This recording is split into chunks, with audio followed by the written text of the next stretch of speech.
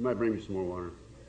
Okay, we're on. Thank you very much, Wes, for the invitation. It was a real pleasure to be here. I'm sorry I couldn't be here last year. I was scheduled to come at the last minute. I had a personal problem in the family and had to cancel out. In fact, I canceled out the day I was supposed to be on the airplane.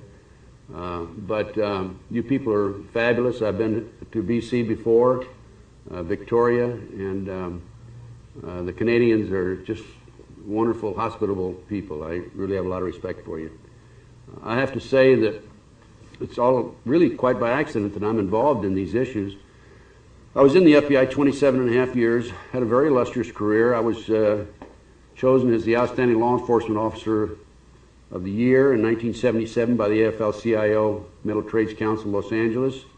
I was, at the time of my retirement, one of the top executives in the FBI. I was in charge of Southern California as the chief.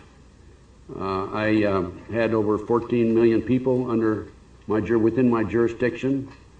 I retired. In fact, I retired early at the request of the Attorney General of the United States, who asked me to go to San Juan, Puerto Rico to coordinate the Pan American Games in charge of security. I went down in the summer of '79 and came back, established my own consulting and international investigation business in Westwood Village, which is a part of L.A., right near UCLA. And then subsequently I was a consultant for the '84 Olympics, and I was also a consultant for the California Narcotic Authority under then Governor Jerry Brown. So I've had a fantastic life, and I really didn't know what it was all about, to be frank, the big picture, the true story, until after I retired. And what happened is, shortly after my retirement, I was contacted by a group of doctors from Long Beach, California, and they said that their friend, Dr. Jeffrey R. McDonald, had been tried and convicted of murdering his wife and 2 children at Fort Bragg. The murders occurred February 17, 1970. These doctor friends of Dr. McDonald said he was absolutely innocent. Would you investigate the case? This is a case, by the way, those of you, some of you in this room, I'm sure, have seen the movie Fatal Vision. Would you raise your hands if you've seen the movie? It's a story of, it's been widely publicized as the best-selling book, Fatal Vision, by a fellow named Joe McGinnis. So first thing I did was go down and talk to Dr. McDonald. He was in prison at Terminal Island, San Pedro.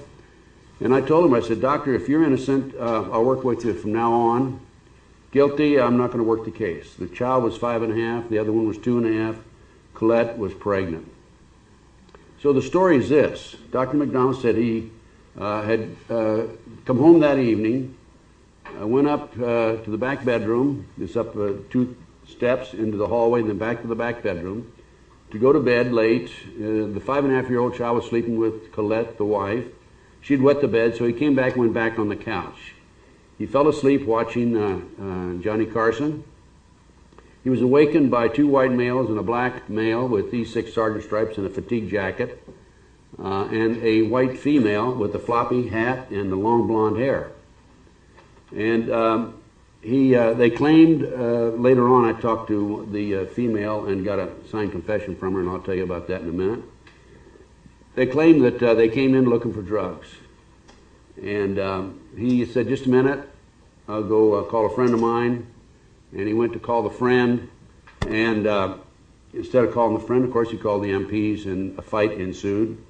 They had a knife, a ice pick, and the black male had a club. And he was over near the couch, and somehow or other his pajama tops got wrapped around his wrist, and he was fainting off the blows, and all of a sudden he felt a sharp pain to his right side, and he said to himself, well, that guy packed a strong blow. Lost consciousness. He woke halfway in the hallway and halfway in the living room, and there was dead silence in the house. He went back. His wife had multiple stab wounds in his chest. He went in and checked the 2 little girls. They'd been bludgeoned to death with multiple stab wounds. He called the MP. The MPs came, and a fellow named William F. Ivory was the chief investigator for the Criminal Investigation Division, Department of the Army. The story goes later on that Ivory looked the area over, looked at the upturned furniture and the potted plant that had been turned over, and he decided right then and there in 15 minutes that Jeffrey McDonald, Dr. McDonald, who was a Green Beret doctor at Fort Bragg, had staged these crimes. No motive, but he just decided to stage the crimes. The Army thereafter geared their investigation to prove the point that he was guilty. In America, of course, and up here, I think we're supposed to be innocent until proven guilty. I don't know if that's the way it is in Canada or not, but that's the way it should be. But the government claimed, even though they had no strong motive, that he went up and the 5.5-year-old had wet the bed and he got in an argument with his wife and he slaughtered the whole family. Absolutely not true.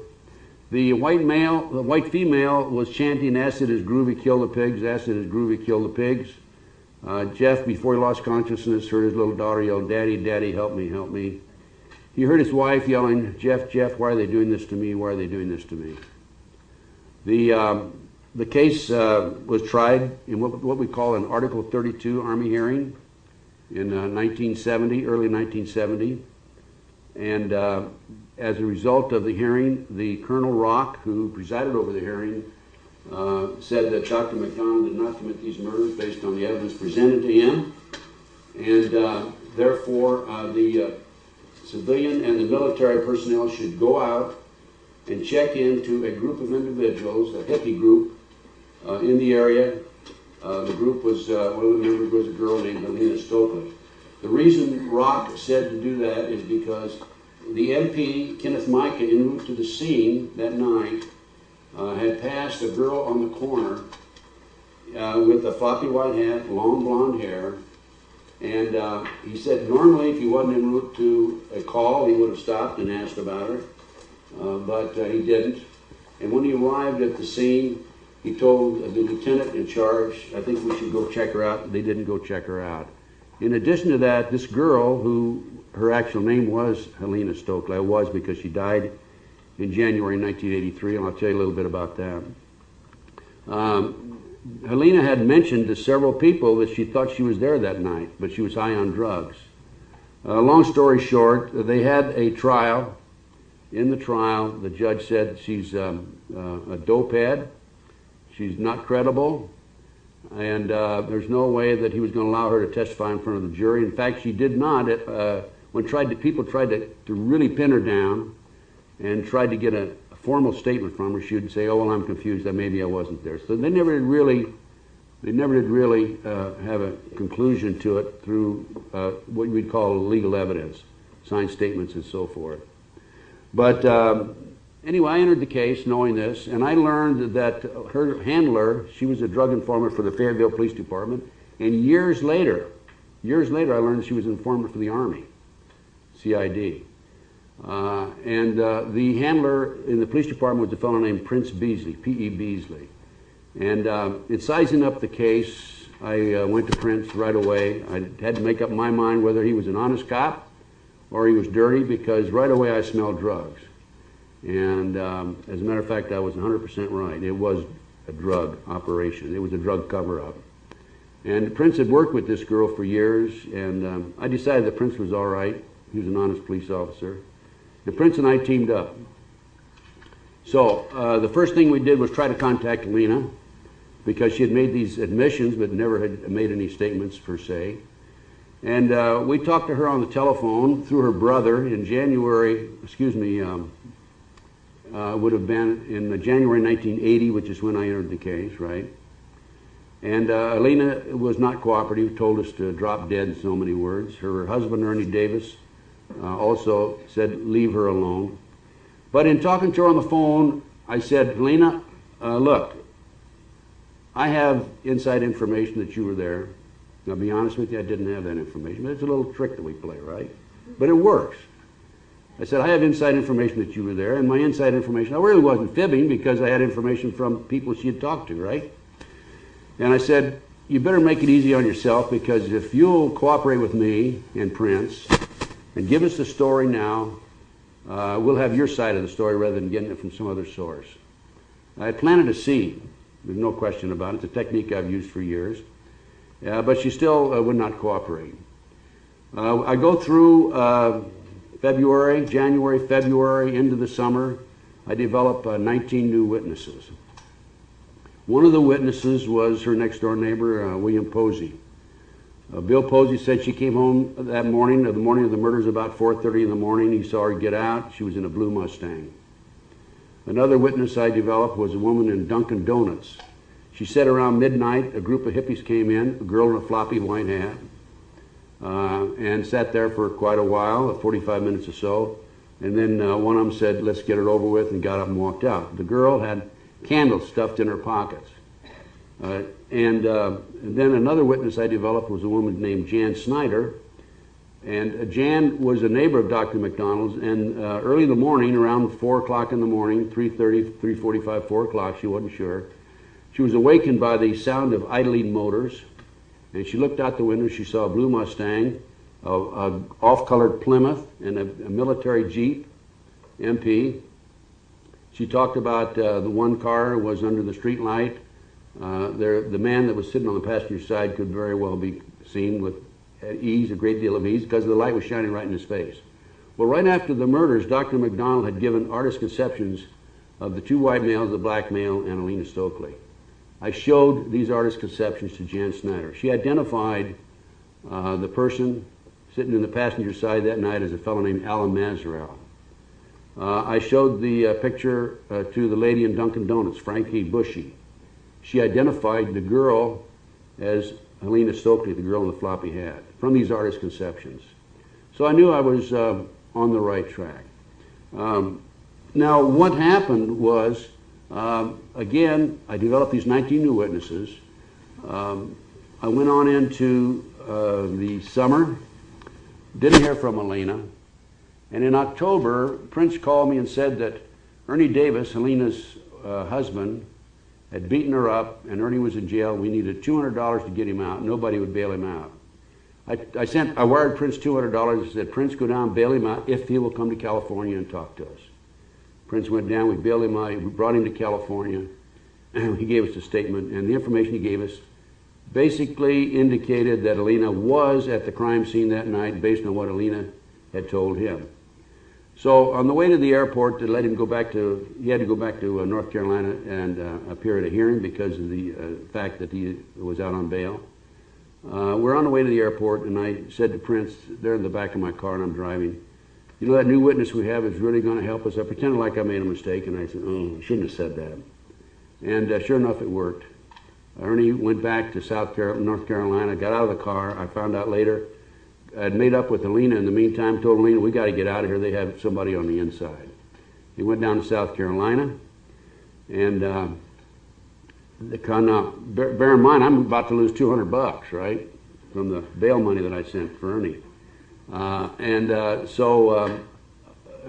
Prince finds out where they are in South Carolina, told Prince to tell the local authorities. The local authorities wouldn't do anything about it. I told Prince, go down on your own and arrest him.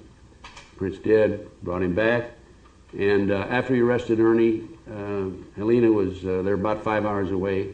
Helena told Ernie, her husband, well, I'll hitchhike back. And Prince said, no, get in the car, I will give you a ride back. So they got in the car, husband and wife, Ernie and Helena, and Prince kind of stirred them up a little bit, got them to arguing, and Helena said, well, you know, I think I will go back and talk to Gunderson, and that's all Ernie needed to do. And when they got out in North Carolina, Ernie attacked Helena, knocked her to the ground even though he had handcuffs on, and they got this under control, put him in jail, and Helena turned to Prince and said, let's go back and talk to Gunderson. We brought Helena back. Prince brought Helena back to Los Angeles, sat down, talked to her, took a statement, signed the statement on October 25, 1980. Helena basically told, I'm working up to this case because I want you to have the background. This is the reason that I got into these issues about Satanism. Helena told us that she was a member of a satanic group. It was her initiation into the group that night. She was the one that was yelling, asking as Groovy killed the pigs. She talked to us about when they entered the house, there was a German Shepherd that barked as they left but didn't bark when they entered. She told us about a rocking horse in the child's bedroom. The spring is broken, she couldn't ride it. She wouldn't have known that if she hadn't been in there that night. She told us about the satanic ceremony itself. We learned that Bruce Fowler and the Blue Mustang had dropped the group off about a half a mile from Dr. McDonald's house, and they walked through the neighborhood chanting and with candles and robes, and en route to the house, and this was part of the ceremony. One of the neighbors, a fellow named Milne, saw this, by the way. She also told us and identified the artist's conceptions as Alan Mazarel, Dwight Smith, a fellow named Shelby Don Harris, and of course she identified herself. I asked Aline, I said, now during this whole procedure, and she said that Greg Mitchell, one of the other assailants, was in the back and fighting with Colette. I said, Alina, did anything unusual happen that night? She said, no. Now, by the way, every time you talk to these people, you have them on audio tape, and if you can, videotape. In those days, I used audio tape. This was 20 years ago. I said, think real hard, Alina, did anything unusual happen? And she said, no. The third time I said, think real hard, because I knew from my investigation that somebody had called in that night in the middle of the murders and tried to talk to Dr. McDonald on the telephone. And she finally said, yes, that something did happen. I said, what happened? You see, you have to quiz them this way because you can't put words in their mouth. She said, well, right in the middle of the ordeal, the phone rang. I said, tell me about the conversation. She said, somebody asked for Dr. McDonald. And she said that I laughed. And Dwight Smith said, hang up the GD phone. And I hung up the phone. In the meantime, there was another investigator before me who had talked to the person who made that phone call, and that's why I knew about it. So this confirmed in my mind that she was there. Now, the CID had come in, as I said. They basically made the statement that they thought McDonald was guilty. Another person that she refused to identify, by the way, was a fellow named Wizard. She said and claimed she did not know Wizard's name. I have learned just recently that Wizard was a fellow named Francis Winterbourne, and Wizard was a member of the Process Church of Final Judgment. Do you people know what the Process Church of Final Judgment is? It's a satanic group, mainly out of the San Francisco Bay Area. It was established in England, and they settled in the the L.A. area. Excuse me, yeah, the Los Angeles area, the Pasadena area. So we have now Helena saying that it was a satanic cult group. It was her initiation. She told us that the individuals involved in the group, Alan Mazarel in particular, were distributing drugs up and down the East Coast from New York to Florida after they were brought in plastic bags in the body cavities of the dead GIs. And these were brought in not only at Fort Bragg, but all over the United States. It was a large-scale drug operation. She told us about 2 attorneys being involved in it, generals being involved in it, police officers, and others in the Fayetteville area. So I knew by this time that this was a big operation, and this was the reason that the CID refused to investigate. During the trial, there was an FBI agent named Paul Stombaugh, and he claimed, he took the pajama tops of Dr. McDonald, did an analysis of the entry and exit wounds, knife and ice pick through the pajama tops, and which were the entry, which were the exits. And then just before trial, Brian Murtaugh, the prosecutor, said, can you take those pajama tops and make a pattern by placing them on the stab wounds, the 21 stab wounds in Colette's chest? There were 48 knife wounds and stab wounds in the pajama top. And they did, and the jury bought it. Unfortunately, it was a fraud. He had to reverse the direction, exit entry of 6 holes after he'd already made that conclusion. And also, when you think of it logically, if you put a piece of cloth on an individual and you stab them, it's going to move after each stab, right? So there's no way you're going to establish a perfect pattern on that. I was surprised to learn that once I entered the case, the attorneys had not filed for Freedom of Information Act requests. So I filed for a Freedom of Information Act request, and it was in 1980. We didn't start receiving any material until 1983. The government tried to block us. Once we started receiving material, we checked the documents that the government sent to us. We learned that skin under Colette's fingernails, Colette the wife, was given to William Ivory. It disappeared. Now, you and I know from skin, you can tell the DNA of the person who was scratched. Dr. McDonald did not have any scratch marks on him. We learned that The fingerprint expert deliberately threw away, didn't lose, he deliberately threw away 7 fingerprints because they were unknown, and he said they kept becoming confused with the known fingerprints of other individuals who were there. We learned that there were some bloody syringes that were in the bedroom that night that nobody told the defense about. Bloody syringes did not belong to Dr. McDonald. This is something they could have and could have used in a satanic ceremony. We learned that there were fibers.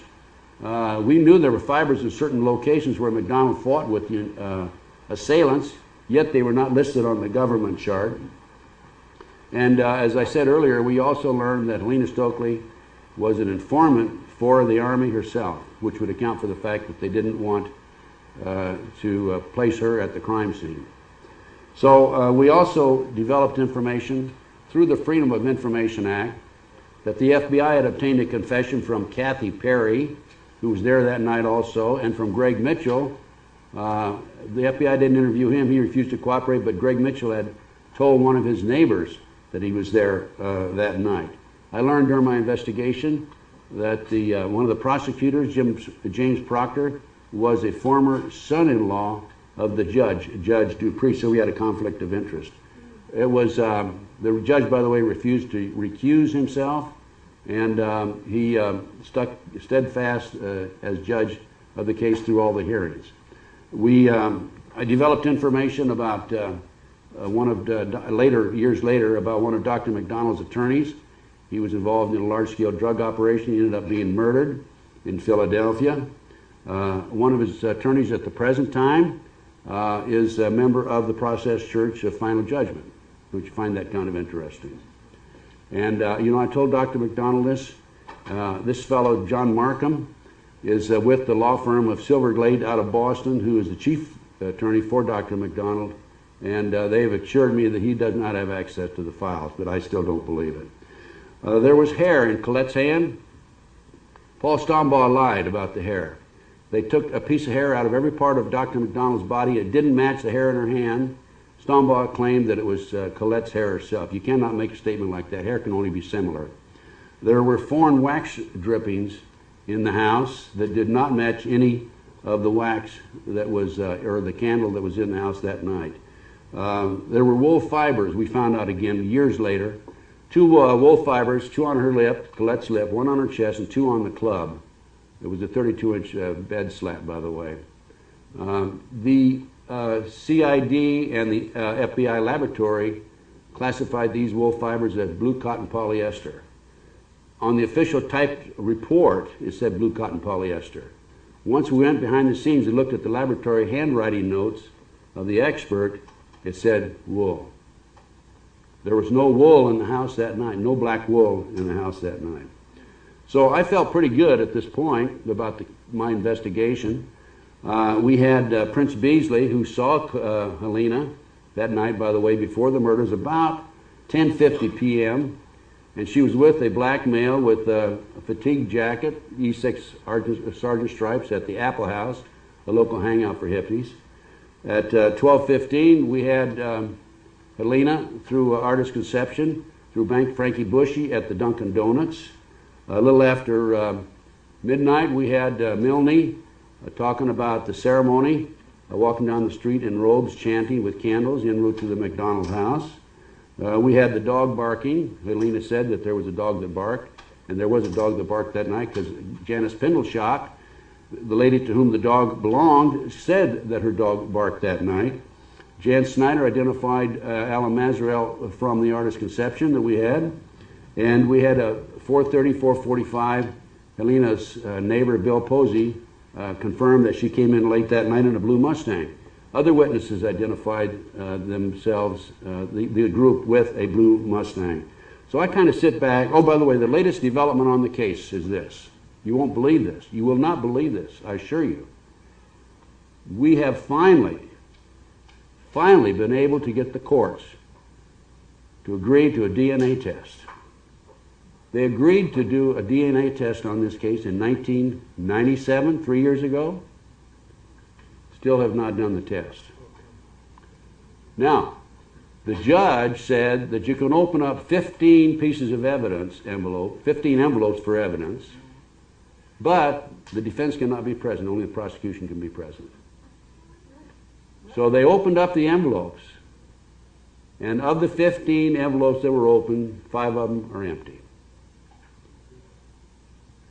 3 years later, we still haven't done the tests. So I'm feeling pretty good. I think that we have an open and shut case. And all my years as an FBI agent, very frankly, I'd never failed to interview a suspect or solve a case. It was a great record, except one case I had in New Mexico. It was Kirtland Air Force Base. It was an old bank burglary. They blew a safe and all that.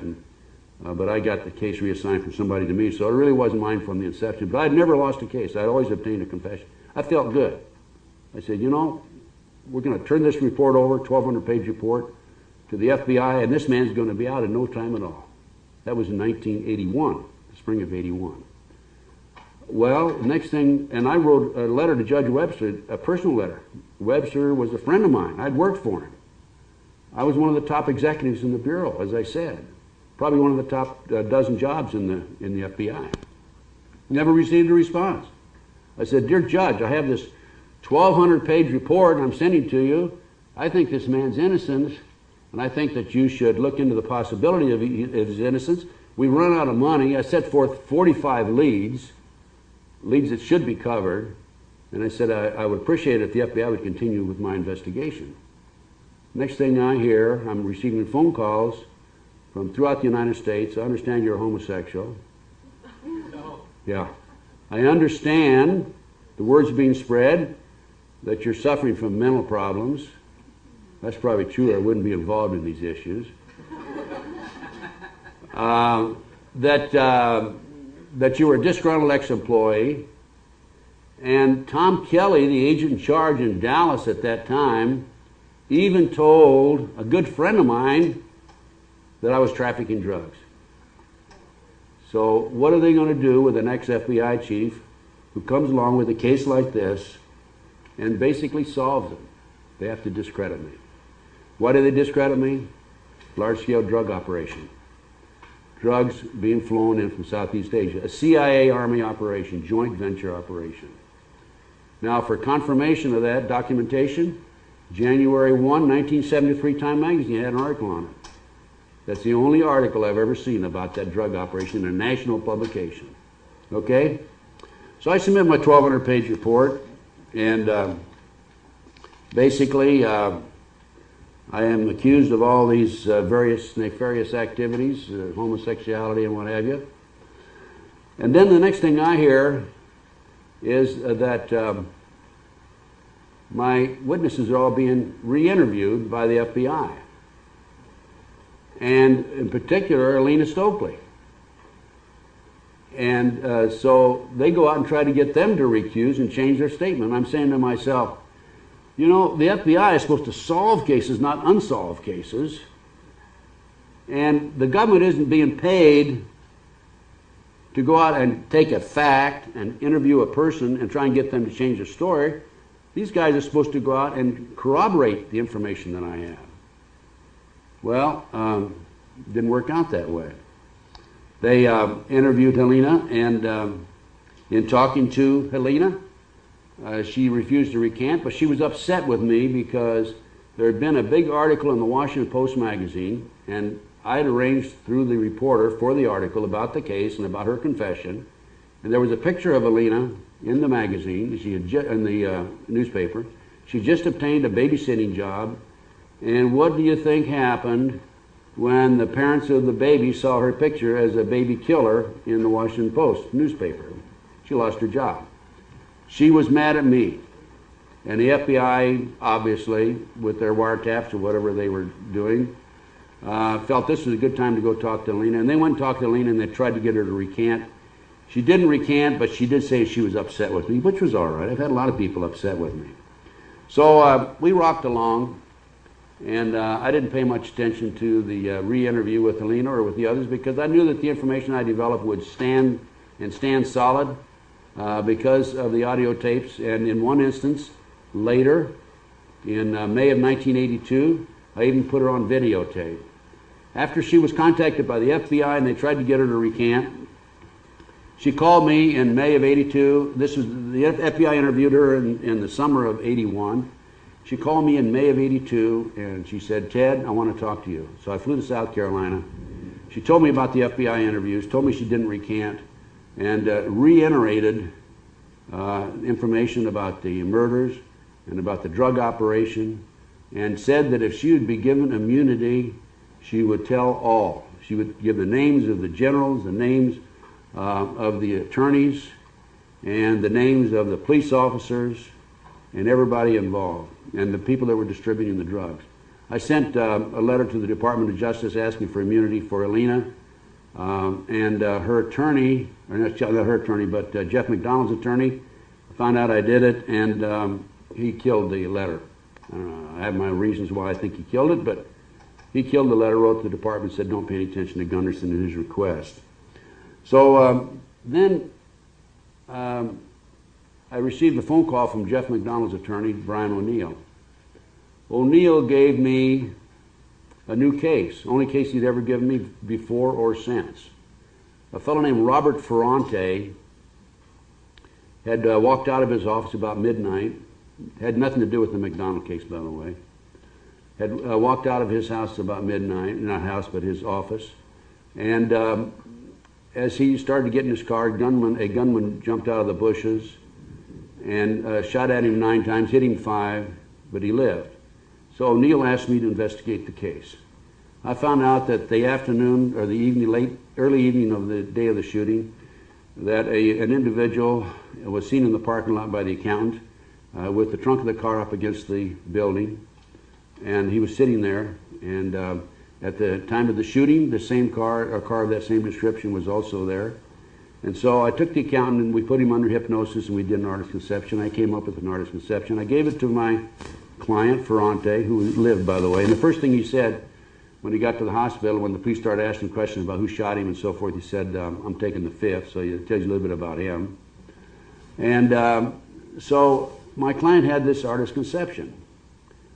And next thing I know, my landlady leaves a note on my car. One night I didn't go home, and I got up the next day after that, and she said that she'd come home at 1:30 in the morning, and there were 2 men sitting across from my front door. One of them got out and walked over and asked if she knew where Ted Gunderson lived. And I'd always told her, you don't know me, you don't know where I've lived, if anybody ever asked. And she said no, and then she went up and watched him. At 1:45, they left, these 2 men in a car. So I checked with some of my informants, and I found out at that time that there was a contract out on me. Now, I had given this artist conception to my client, Ferrante, and I found out later that Ferrante took it to some Israelis that he was involved in a lawsuit with, and told them, my detective Gunderson is going to solve this case, and here's the artist conception of one of the people involved in the shooting. Well, that was the wrong thing for him to do, obviously. I didn't know he did this.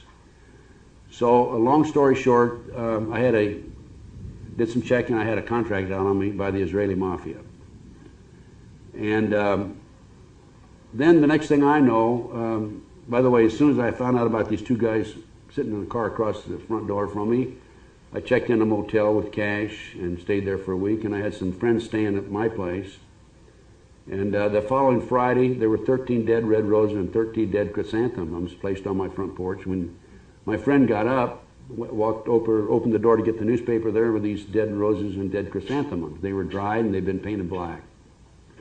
So I called 2 of my sources, and I said, "What does that mean?" One of them says, "It means there's probably a hit on you." And the other one said, if there's not a hit, that's a warning to back off. So I'm saying, I think I better get out of Dodge. And but before I do, I got to make an effort to get these contracts taken care of. Now, I'm telling you about these now because these contracts fit right back into the government and the work that I'm doing, okay? I'm laying the groundwork for you. So I contact a couple of my sources again. And by the way, in this business, you're only as good as your sources and your contacts and your confidential informants. And they're both ex-cons, and I say, can you help me out? And they say, sure, let's go see so-and-so. I won't name him. But this fellow that we went to see was Cocaine King of the West Coast. So we make an appointment on a Monday after the Friday that the roses and the chrysanthemums are dumped on my front porch. And we go up to the front door, knock on the door, and the guy in the artist's conception answers the door. So I'm saying, I wonder if I got the wrong house here. And of course I didn't. But at that point we went in. I knew they weren't going to do anything to the three of us. So we went in, we sat in a parlor. He had a couple of females in there he's playing pool with. Rough looking guy, a rough guy himself, tough guy, a hit man obviously, or at least involved with the hit team. And then pretty soon he took us into a side room. Wait here.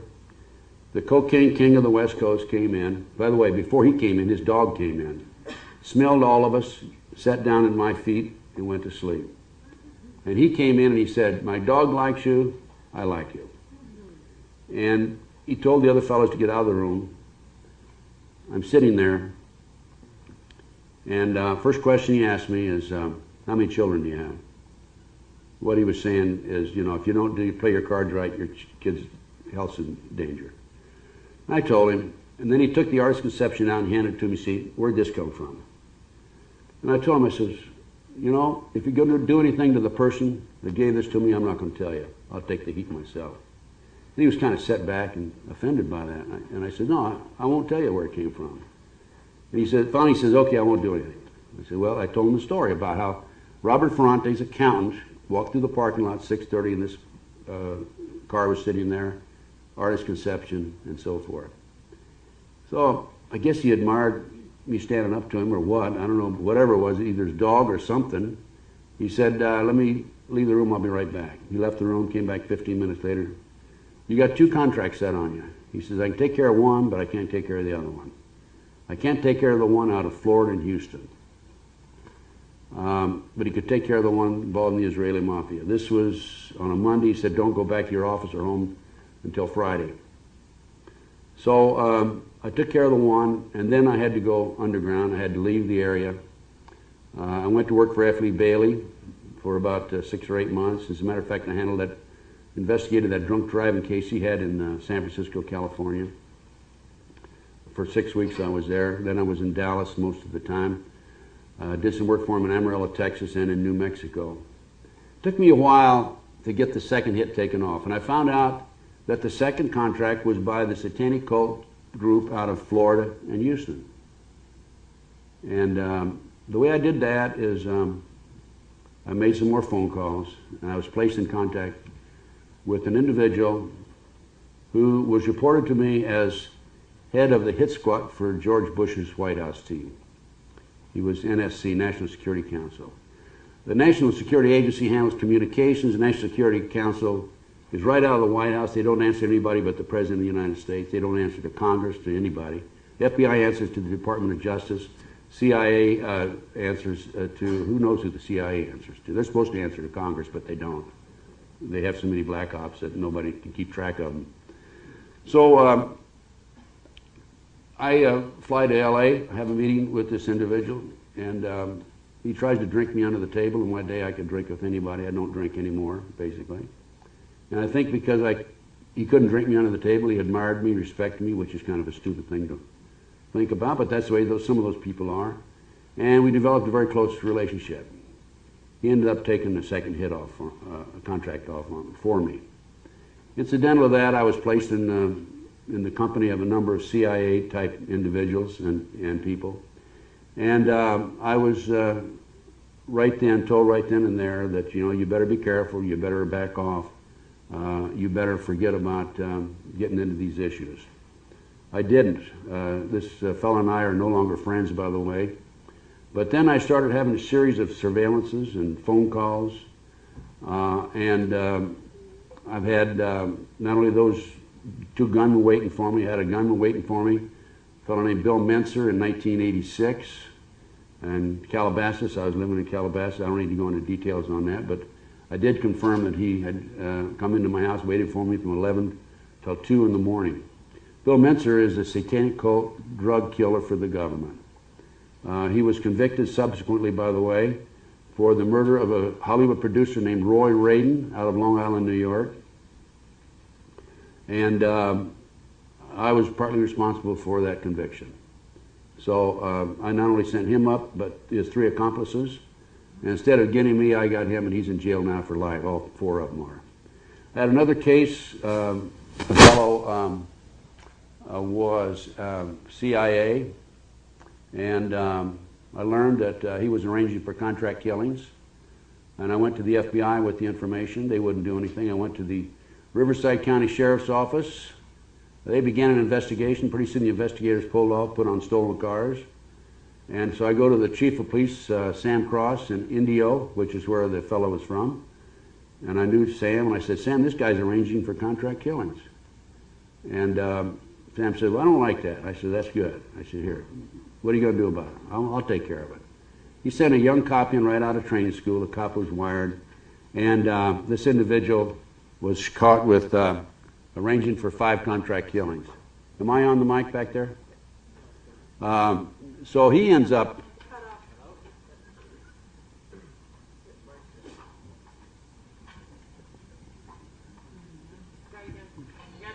All right, okay. So he ends up going to jail for 3 years, and when he got out, he arranged to have Mincer come after me. The surveillances that I had were rather obvious. They would wait half a block up from my home, just sit there. And well, I'd spot them, and I would put my gun on, get in my car, and drive up about 3 miles an hour, look at them, do a U-turn, 3 miles an hour back, do it again, then come in and park behind them. And they'd get nervous, and I'd be watching them in the rearview mirror. I'd be behind them watching them, and all of a sudden they'd take off. I had 2 of those. One fellow, I cornered him down around the corner. He thought I was going to do something to him, and his eyes got, big as saucers. Another incident was in Long Island, not Long Island, but Long Beach. I was walking staying at my daughter's, walking my dog one midnight, and I saw some fellow about a quarter of a block up sitting in a car, darkened. And so I walked back with the dogs, put him in, put my gun on, went up, walked up to the front of the car with my paper and pen and started writing his license number down, walked around the back of the car, wrote his license number down, walked up to the window. I said, get out, I know who you are. I've seen your type before. And the guy's going like this and locking all his doors, and he says, no, I'm waiting for somebody. I said, yeah, I've heard that story before. And just about this time I hear the door open across the street in a house, and it was true, he was waiting for somebody. So I said, gee, I'm sorry, thanks very much. And I didn't walk right to my daughter's house. I didn't want him to know where I lived.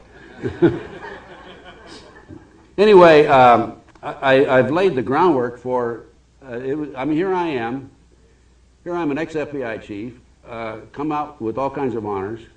I solved this case. It involves drugs, involves the government, involves contract killers, hit CIA, and all this. And I'm saying, what in the hell is going on in America?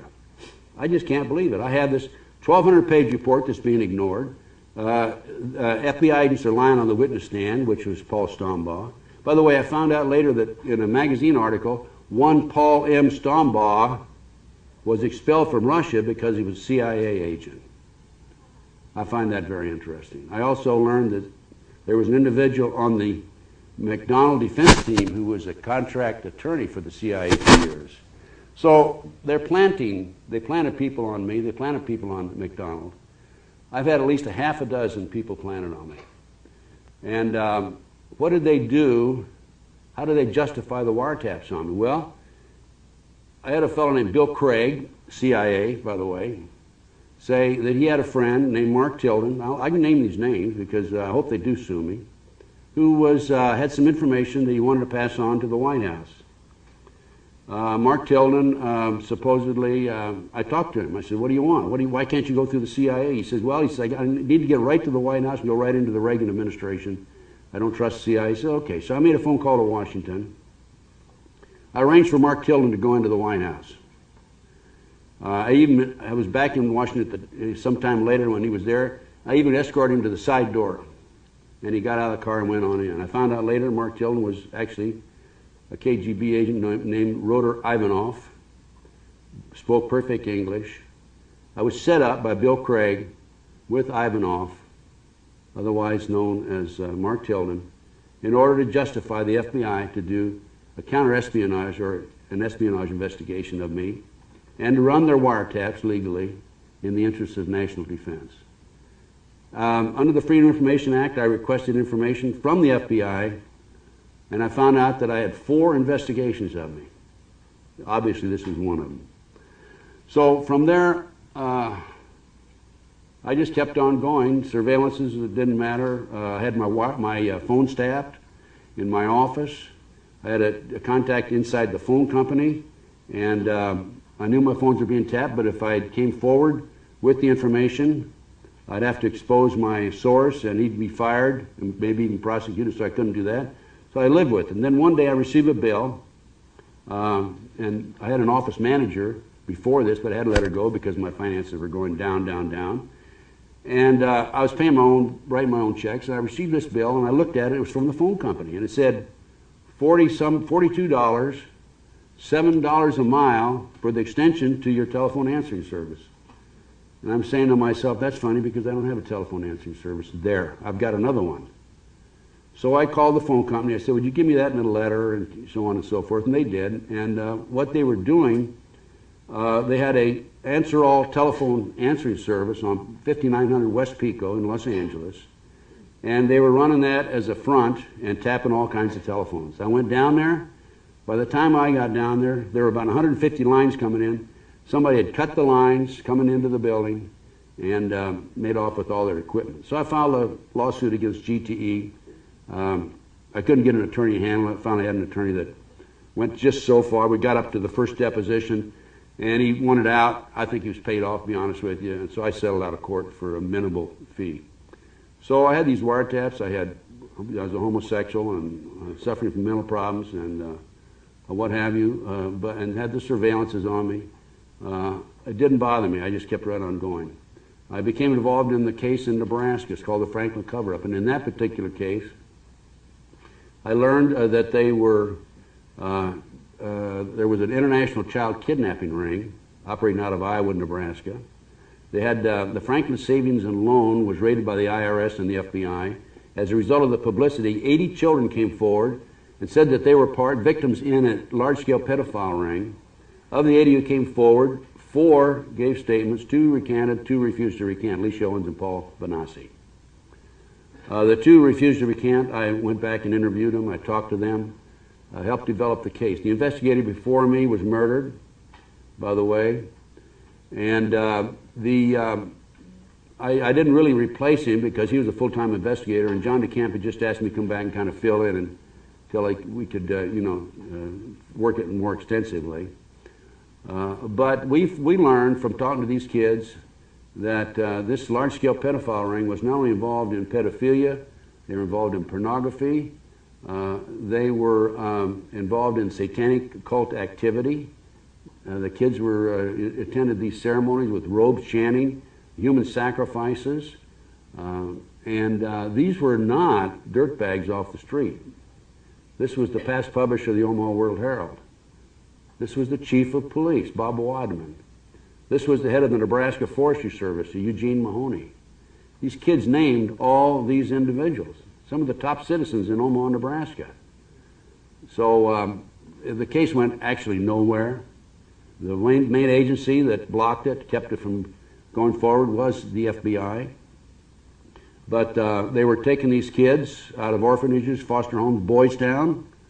They were driving them in private limousines from Omaha, Nebraska to Sioux City, Iowa, placing them in private jets, flying them to Washington, D.C. For sex orgy parties with congressmen and senators. And, of course, they would blackmail the congressmen and the senators. Paul Benassi, one of the kids who was talking, told me about how when he was, by this time he was about 21, 22 years old, told me how when he was 14, 15, 16, they would take him out and to a shopping mall, a park, a public place, to try to attract the kids over, his age, over near the car. The adults would grab them, make off with them, and put these kids in a safe house, and so forth. Paul told me, I said, what do they do with these kids, Paul? He said, well, they auction them off, and he'd been to two locations, Las Vegas and Toronto, Canada. I said, how many auctions have you attended? He said, 6. And I said, how many kids were auctioned off at each one? He said, there were as few as 6 and as many as 36. I said, how much money do they get for one of these kids? They sell for $50,000. 36 times $50,000 is a bundle of money. What happens to kids afterwards, Paul? They're used in satanic ceremonies. They're put on airplanes, foreigners that don't speak English, planes with no markings on them. Now, wait a minute, FAA's got to be involved in that. We got planes coming in here with no markings? Huh? Or whatever. They're put in campers. They're sent overseas, probably for, well, I've been told, for body parts, for sex slaves, and what have you. In November the 7th, 1997, I was in Denver, Colorado on a lecture. We picked up information that an airplane with the children from Child Protective Services in the state of Colorado was serviced at Denver International Airport. There were 2 men and a female woman, and the fellow that serviced the airplane asked, what are those kids doing here? There were 210 kids. And she said, Child Protective Services, none of your business. The plane, checked the manifest, the plane was going to New York to refuel and then going on to Paris, France. Big business, right? So Paul said that he was part of the kidnapping ring. There have been several attempts to kill Paul. John DeCamp, an attorney, filed a lawsuit against Larry King, who was the leader of the operation and the president of the Franklin Savings and Loan. Not Larry King live TV, but a black man. And he had $1 million judgment February the 9th of last year. Received $1 million judgment. So we do have some good documentation. I have the documentation paying the telephone company. I mean, the telephone company paying me. We got the $1 million judgment and so forth. In addition to the Nebraska case, later in 1990, the spring of 1990, how many of you have heard of the McMartin case? The McMartin case was a preschool, Manhattan Beach, California, longest trial in the history of the country, 2 years. The kids said that when they were dropped off in the morning by their parents, picked up at night, between that time they were victims of a satanic ceremony. There were tunnels under the school. They had witnessed human sacrifices. They were flown into the mountains for ceremonies. And of course, the authorities said that, well, these kids are all hallucinating. The kids claimed that there were these tunnels. They said that they told the authorities where the entrance was and everything else. The authorities went out there in 1987, couldn't find any tunnels. In the spring of 1990, I heard that the property had been sold from the McMartins and given to Danny Davis, the attorney, and he had sold it to a contractor. They were going to build an office building on the property. And so I went to the contractor. I said, would you do me a favor? Let me have that property for 2 weeks. And he said, yeah, but you got to sign liability. You got to sign a contract. Went to an attorney friend of mine, and he wrote up a contract. And I went out there, and at the end of 2 weeks, by the way, we couldn't document there had been tunnels under the school, but we did extend it up to 34 days. And right at the very beginning, we hired an archaeologist, Dr. Stickles from UCLA, and he brought his team of archaeologists out, and we found tunnels under the school that had been filled in. And the kids said that they were taken through these tunnels up into the triplex next door. There was a trap door in the bathroom. And they were placed in automobiles and transported out in the community, 2, 3, 4-year-old kids for prostitution purposes. And I found a book, by the way, in my research, how to have sex with babies, infants. And these people are sicko. The kids were telling the truth. There's no question about it. There was the first trial was a hung jury for Bray Bucky, and his grandmother was acquitted. We were right in the middle of the second trial when we found the tunnels. I called the investigator. He came out, Mr. Perez. He wanted to argue with the archaeologists and say there were no tunnels. What are you talking about? And they could have used the evidence for the tunnels in the second trial. They didn't. They refused. Before the case, right after the case broke, I knew where the kids were flown. There was an airport about 10 minutes away at Hawthorne Airport. one of the friends of the McMartin family had a jet, private jet. Crestline was about a 20-minute flight from Hawthorne Airport. I was tipped off that this is where the kids were taken. I went out there, I took pictures. I have those pictures, by the way. I usually show them when I give a lecture, but we don't have the facilities here. And there's no question about it. That was the location. I talked to the prosecutor before the first trial. And by the way, the house on this property burned down the day that the publicity broke on the McMartin case. And I talked to the prosecutor. I said, this has to do with Satanism, and I know where the kids were taken based on everything that I've been able to develop. I'll be glad to take you up there, take the kids up there. We're not interested. Now, what did the kids do? Well, you know who they identified? Household name actor, baseball players, professional football players, the son of the most prominent politician in Los Angeles. It cost the Los Angeles taxpayers $15 million, by the way. That case did. So, what do you have? Well, let's see. We've got cover-up in the McDonald case. We've got cover-up in the Nebraska case. Now, most recently in the Nebraska case, Franklin cover-up, the photographer, Rusty Nelson, when the case broke, he disappeared. And he was the official photographer, and he went to Washington, D.C., took pictures with the congressmen and the senators, and we found out that he had taken some pictures on his own and mailed them back to his family for his insurance, right? We also learned that Gary Carador, the investigator before me, had flown to Chicago, met with Rusty. Rusty gave him a briefcase full of pornographic pictures with these prominent citizens in sexual acts. And Gary Caradori, the investigator, called a state senator that night that Rusty gave him these pictures and said, Senator, I've got the smoking gun. I'll be flying back tonight. Gary Caradori had his own airplane. He took off about 1:30. His plane exploded in midair. Came down. He died, of course, and his 8-year-old son died. They'd been back there together. He flew his boy back there. Saw the All-Star game, went over and talked to Rusty in the meantime. Rusty disappeared. 3 years ago, John DeCamp, the attorney I'm working with, by the way, I'm going back to, going to Lincoln next weekend for a speech in Lincoln at the request of John DeCamp. John DeCamp, I forget, I lost my train of thought right there. The airplane blew up, and now John DeCamp we located Rusty in jail in Portland, Oregon, here about 3 years ago. And we went out, John DeCamp went out and talked to him, and he had been arrested with no tail light.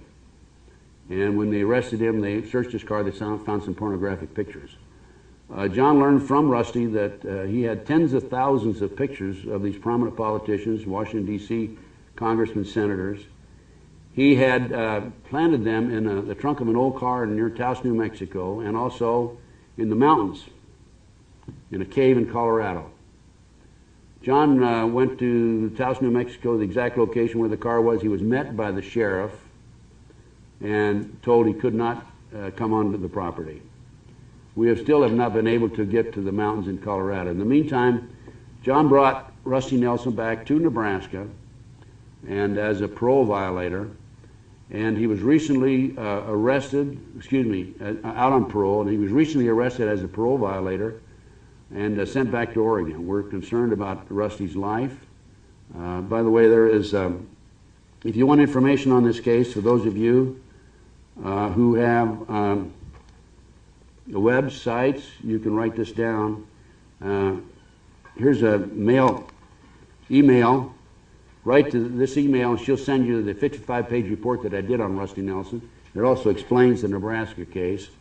It's capital N, capital G, small O-S-C-H, capital N, capital G, small O-S-C-H, at AOL.com. That's capital N, capital G, small O-S-C-H, at AOL.com. Anyway, that's Noreen Gosch. Noreen Gosch's 12-year-old son, a newspaper boy in western Des Moines, Iowa, was kidnapped by this group of, out of Omaha, Nebraska, part of the ring. What did I learn from the Nebraska case? Well, Rusty Nelson has gone back to, let's say, Nebraska, he's gone back to Oregon. We don't know what's going to happen there. But I learned that there is a large-scale international ring operating out of Washington, D.C. It's a covert CIA operation known as the Finders. And they are actually involved in kidnapping children. That's their mission. I was able to gain access to a U.S. Customs report, and in 1987, Tallahassee, Florida, the police department, I'm off?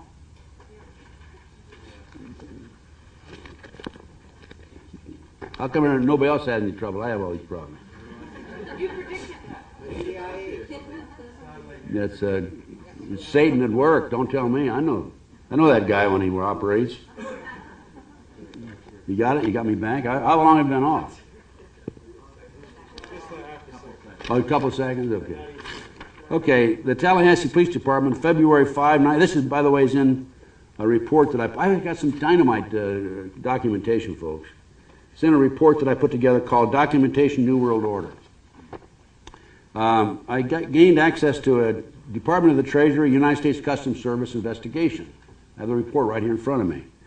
And on February the 5th, 1987, the Tallahassee Police Department was anonymously called, and there were 2 men, 6 children, ages 2 to 6, in the park. The children had been bitten with mosquitoes, fleas, and everything else, insect bites. They were dirty. They were not wearing any underwear. And all the children had not been bathed in days. And the 2 men who were well-dressed in a van, Dodge van with a Virginia license, Michael Houlihan and Douglas Ammerman. The children in this report, by the way, are identified and gives their names and their ages. And they said they were going to Mexico to a school for smart kids. So the Customs was called into the case because they thought there might be pornography involved. And this Customs agent in D.C.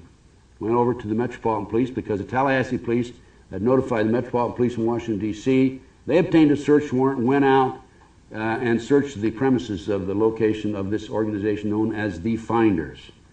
They found that the kids were en route to Mexico to attend a smart school. The children were unaware of the function and purpose of the telephone, television, and toilets. The children had stated they were not allowed to live indoors and were only given food as a reward. This is quite an extensive report, about 12, 14 pages long. The Metropolitan Police, by the way, the locations of the Finders, 1307 4th Street Northeast and 3918, 3920 W Street Northwest in Washington, D.C. The Metropolitan Police said they had an informant who talked about rituals that had been performed at the Finders location, sex orgies involving children, and there's supposed to have been an unsolved murder that was committed there. There were instructions on the impregnation of female members of the community, known as the Finders, purchasing children, trading, and kidnapping. There were telex messages using MCI account numbers between a computer terminal believed to be located in the same room and others across the country and in foreign locations. And this report goes on and on and on.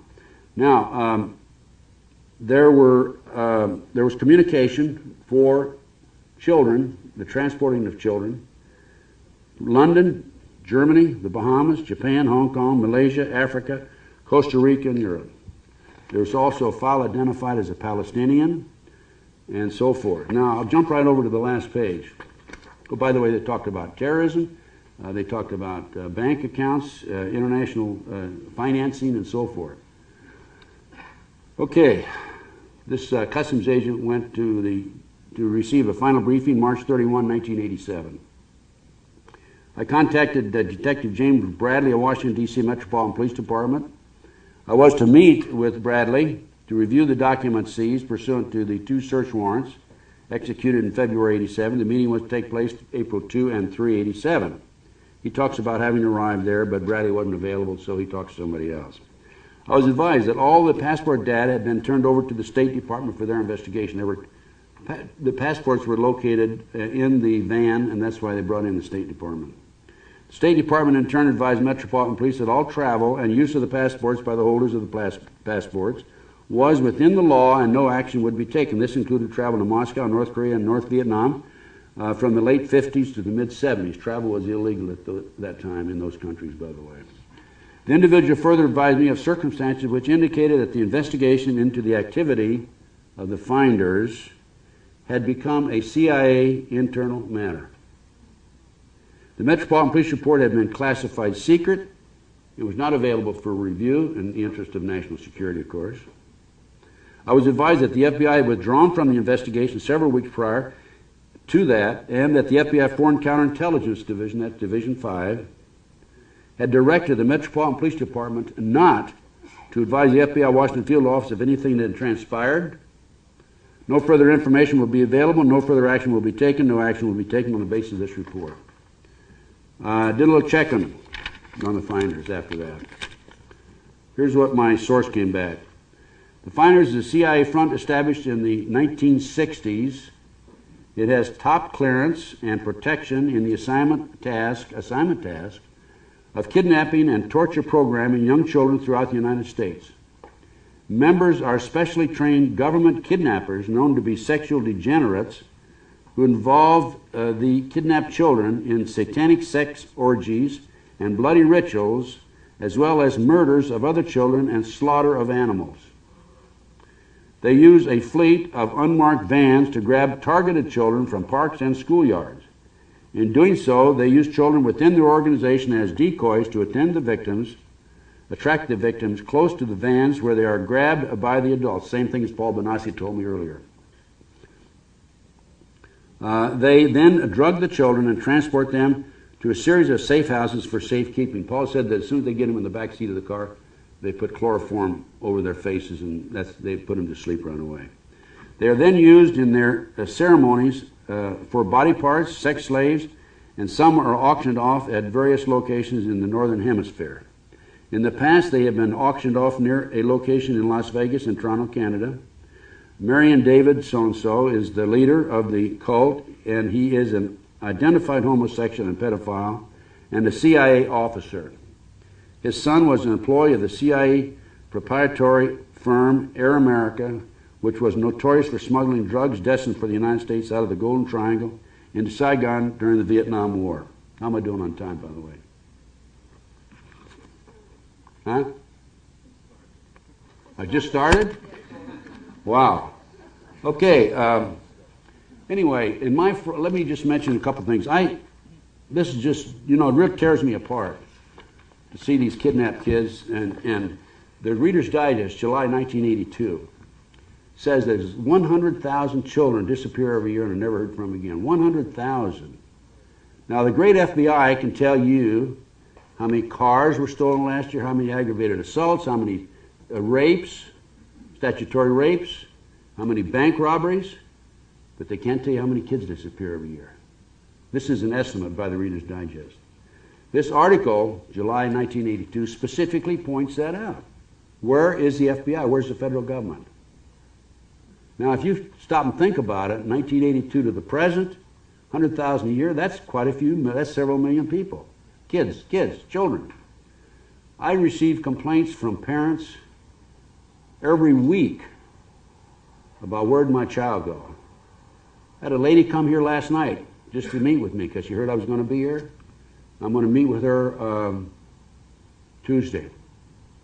Her child, I can't go into details because I don't want to jeopardize anybody, but it involves a satanic cult and the kidnapping and the murder of a child, a little infant. These kids in the McMartin case talked about babies being thrown into the fire. I have a case out of Philadelphia, Lou Bear. He hadn't seen his children in something like 7 or 8 years. I went back in the late 80s, early 90s, whatever it was, to testify for Lou. And what happened is Lou got tired of the court system. He couldn't get relief from the courts because they took his baby, they took his children. His ex-wife has him with her boyfriend, who's a satanic cult activist, and the courts refused to consider that possibility, and Lou lost his kids to his ex-wife and the boyfriend. And the kids would come home and tell him, Daddy, they're doing this to me, they're doing that to me. We're talking about group sex, and we're talking about exposing them to murders and homicides. And we're talking about cutting up babies, and we're talking about throwing them in the fire, as the McMartin kids had said. So Lou got tired of it. And one day, Lou had visitation, and he just took his kids and kept on driving. And the great FBI ran him down eventually. He had him for several months. I have a number of cases like that where the great FBI runs them down. And brought him back, and he hadn't seen his kids, as I said, in like 7 or 8 years. But I was in the process of going through the court system, I was attempting to help Lou. And when he had the kids in his possession, after he left, he didn't really push them on what happened and so forth. He just kind of let nature take its course. And the kids were drawing these pictures. They were drawing pictures of babies being thrown in fire, and of people standing around chanting, and people in robes, and that sort of thing. And so, as a so-called expert on Satanism, Lou sent me the pictures, and I said, Lou, I can testify that based on my experience in these type cases, that your children have been exposed to satanic cult activity. Now, the telltale picture of all was a totem pole with a goat's head at the top of the pole, and that particular emblem or the pole is a symbol that's only used in the very highest levels of Satanism. So I was willing to testify. I went back to Philadelphia to testify that based on these drawings, these kids have been exposed to satanic activity. The judge wouldn't even let me in the courtroom. Wouldn't even let me in the courtroom. Lou's lost his kids. I talked to Lou just the other day. One boy's 18 years old. He said that the kid called him the other day, said he's scared, and Lou told him, he said, you can get out, you're old enough now. But can he, you know? I mean, what's going to happen to him? Are they going to kill him? The lady that came to see me last night, they've tried to kill her. This is rampant. I have personally gone to the FBI. I've written them letters. I've begged them to conduct an investigation on this international trafficking of children. They came to interview me on a case one day on the, you remember that Larry Wayne Harris anthrax scare in Las Vegas here several years ago? I have my own TV show, and I had just interviewed Larry Wayne Harris the night before he was arrested. He was arrested the next night, and so they sent, and they found out that I had interviewed him on my TV show, and they sent an agent, a female and a male agent, out to interview me. They didn't know who I was until they walked in, saw my FBI seal and all my letters of commendation, pictures of presidents, shaking hands with me. And I said, what are you here for? They said, we're here because we know you interviewed Larry Wayne Harris. That's right. I said, let's sit down. I'm going to turn this tape recorder on. We really don't like tape recorders. We don't want to be taped. I said, well, if you're going to talk to me, you're going to be taped. I insisted. And I taped the conversation, and at the end, I said, okay, they asked me the questions. At the end, I said, okay, now it's my turn. I'm telling you about an organization in Washington, D.C., a CIA covert operation known as the Finders. I want you to investigate it. So I've got them on tape there. I've written them letters. And most recently, I learned about a CIA assassination team that was going to Central America and Mexico in May and June to assassinate 400 civilians and Americans and civilian natives and military personnel, everybody who had knowledge of the drug operation involving the Bushes and the Clintons, bringing drugs in the United States. And then when they got to assassinating those 400, they were going to come up here and assassinate some 100 Americans in July and August. I wrote a letter May the 1st to the FBI, copy to Washington, D.C., and I told them I had this inside information that the CIA was going to send the assassination teams down there, and I want to put them on notice that this is going to take place and is happening. And do you know what? In the interim, May the 17th, USA Today, there was a little squib in the USA article, in the newspaper, an article, and it said that a fellow named Sepulveda, an American from Puerto Rico, had been arrested with a cache of arms, camouflage equipment, and bombs. Now, I subscribe to USA Today, okay. I received every issue up to the 16th, and I received every issue since the 18th, including the 18th. I did not receive the issue of the 17th that had that little squib in it. Don't you find that a coincidence? That shows how closely they're watching my mail, okay? But I had a friend of mine that called it to my attention. I immediately called the Attorney General's office in Mexico, and I called the police department in Nuevo Laredo, Mexico, told them about the information I received about this CIA assassination squads going down there to murder those people. And what do you know? In the meantime, I learned about another individual, Robles, who was arrested in Mexico, Nuevo Laredo also, because I had established liaison with the chief of police down there. Robles was also an American with a cache of arms, guns and bombs. And it's interesting because those of you, by the way, who took down that email address, I put this in that report, and there were a number of what I would consider secret keywords that the chief passed on to me, and telephone numbers that they took off of this Robles fellow, and I put it right in my report and sent it out. That report went out initially to about 400 people on the email. This email is beautiful, and I'm not a part of it because I'm a Lone Ranger, I'm a one-man army, I don't know how to operate, I don't have time. I was on the email at one time, and I was getting 150 letters a day, and I just couldn't keep up with it. So I had to quit. But anyway, that went out to about 400 people, and believe it or not, out of the 400, about a third of them came back and said, "Don't bother me with this trash." That shows, you know, how people care, how compassionate they are. And the others copied it and sent it around. I'm on a radio show every Wednesday, as I mentioned, the Sam Solomon Show. And Sam told me that, Stan told me, I sent it to him, one of the first ones. He said, in addition to the one that I sent him, he said he must have received 100 more from other people. So people are taking that report and sending it around the world. It's gone around the world quite a few times. Now, I have with me here USA Today. Again, another little article, June 29th, year 2000. By the way, this has been furnished to the Chief of Police in Nuevo Laredo.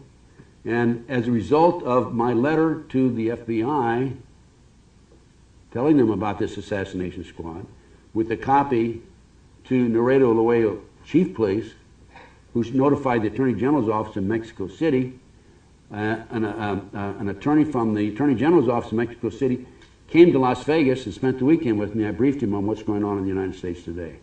I gave him probably $1,500 worth of my research, by the way, on the table over there. Videotapes, reports, and so forth. I number my own reports. Okay, here's June 29th, 2000. This is a third arrest. Americans arrested after taking the wrong turn. 2 Americans were arrested in Ciudad Juarez, Mexico, after authorities found 550,000 cartridges of ammunition worth $440,000 in their truck. Nancy Lee Anderson and her brother Terry Lee Anderson said they had no intention of going into Mexico. They said they had simply taken a wrong turn on the way to Montana from Arkansas. Now, I'm telling you, if that isn't CIA, nothing's CIA. What civilians walk around or drive around in a truck with $440,000 worth of munitions, cartridges, and so forth? I took it upon myself. One day I was thinking, I said, you know, we all have to do everything we can within our power, within our means, based on our training and experience, to do something about what's going on in the world today. And as a result of that, I decided in 1996 that I would run for President of the United States. Okay? Don't clap yet, because I got to tell you the end of the story, okay? So I figured, I'm saying to myself, let's see, I've been a Republican, basically, but in order to really get the word out, I think the thing I have to do is registered in the Democratic Party and then go out and try to become president through the Democratic primaries, which means I would go to the primary rallies and so forth. Is it? I got 30 minutes to go. 40, okay. And I'm saying, well, look, I'll tell you what I'll do. I am saying to myself, I'm going to register in the Democratic Party so I can take Bill Clinton on head-to-head, toe-to-toe. He was the president, right? He was going to rerun. And my idea was this. I would register Democrat in the primary, go back to New Hampshire, first series of voting, right? And get on the Sunday before the primary, Tuesday, I would run a copy of the Clinton Chronicles. And in addition, I would attend the rallies and do whatever I could to expose this guy for what he is.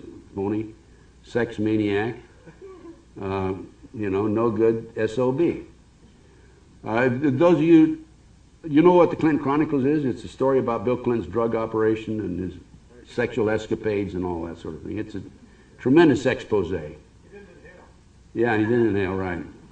So anyway, I had a fellow come forward and say that he was going to get me some money. He said, look, I said, I can only take so much money by law. He says, no, I'm going to put you in a business deal. I'm going to bring some money up from overseas. I got this trust and all that. And I found out later he was a plant by the government, by the way.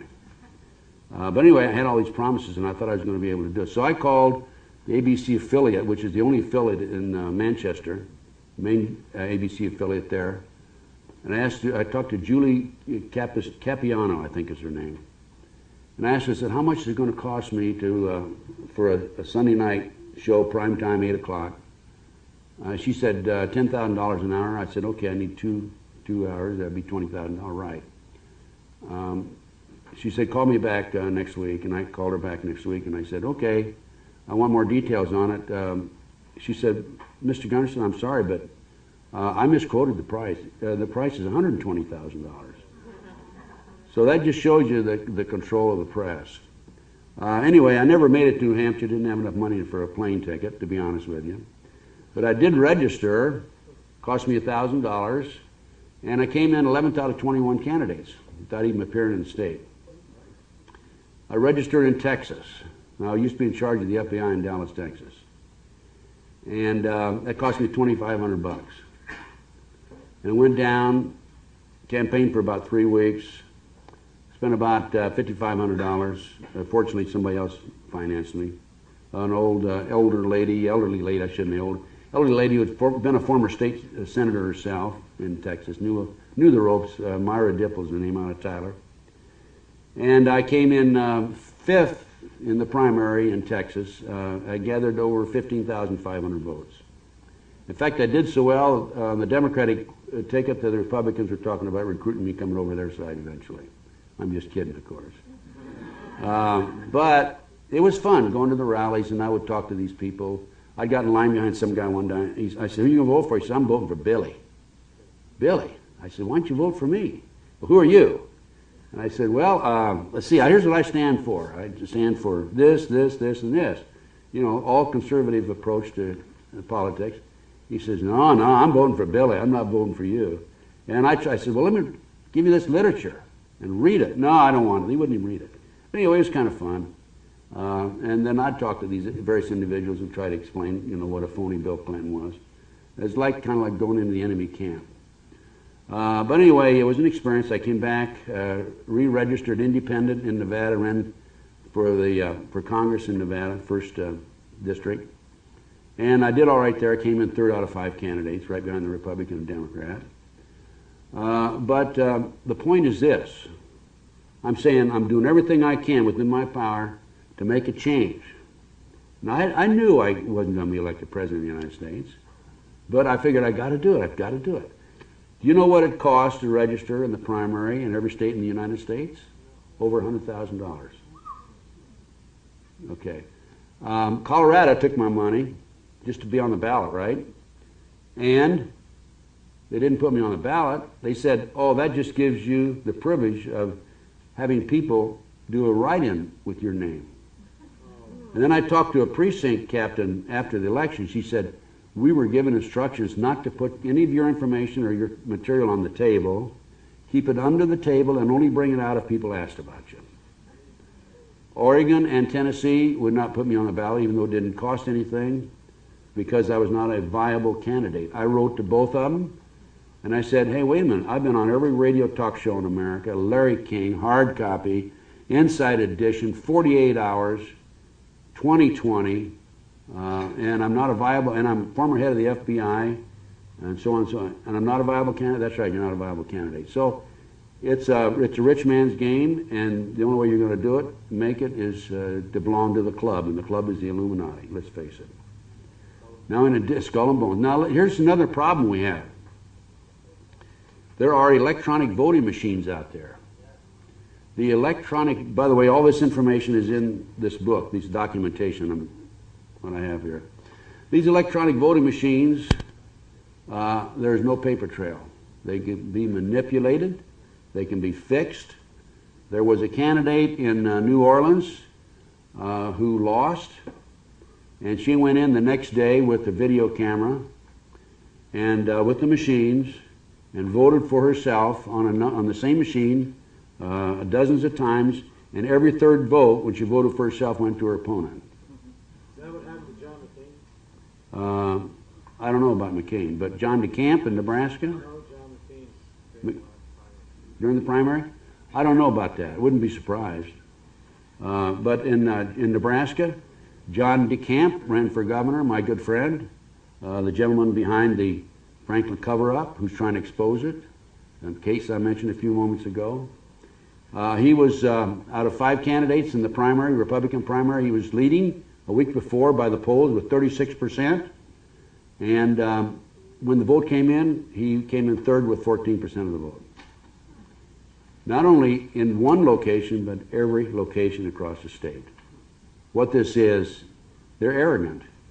They're saying to John DeCamp, hey, we control it, you get 14% in every precinct, and that's all you're going to get. Now, on the McDonald case, let me mention this also. There were some satanic signs left in the house. I don't think I covered this, did I? There was a headless doll. No, excuse me, there was a doll's head. There were unexplained feathers. There were 10 shallow ice pick wounds in the 2.5-year-old's chest in the form of an S. I asked Alina what that stood for, and she said it stood for Satan. So these people are, as I said, they're arrogant. They're letting us know they're around. There's subliminal messages every day. You can walk down the street, drive, watch TV, look at the magazine. I see subliminal messages constantly. How many times have you seen the Illuminati diamond? Yeah. You see it every place. The triangle. You see it. And I'll tell you something else. You look at the Republican and the Democratic logo, you know the 3 stars at the top? Well, at one time, the point was at the top, now it's been inverted, the goat's head. Stars at the bottom, with the 2 stars like this, the Democratic and the Republican logos. Look at it next time. That's how strong they are. The press, I blame a lot of this on the press. Oh, by the way, I had my own, I started to mention, I had my own radio show. Another step by me to try to do the maximum, whatever I could do. I had a show for about 2 years. It was 2 hours, 5 days a week. And I would pull in some ex-FBI informants, some ex-CIA guys, Black Ops. Chip Tatum is an example. Another one was Darlene Novinger. Novinger was able to develop information that put George and Jeb Bush into the drug operation. She developed this information as an FBI informant. Came back to Harrisburg, her main place of operation. Talked to the Harrisburg FBI agents, and they set her down for 7.5 hours, said she's hallucinating, she's lying, and she did not break. She stuck with her story. Later, her husband disappeared. His body was found in the river in Harrisburg, Pennsylvania. Only it wasn't his body, it was somebody else's body, but it has his identification on it. Her father, she received a phone call 2 weeks before her father died from a woman named Holiday in the state of Washington, who told her that your father's going to die in 2 weeks. This is the way they operate. So I blame my radio talk show was great. I had a lot of fun. I developed all kinds of information.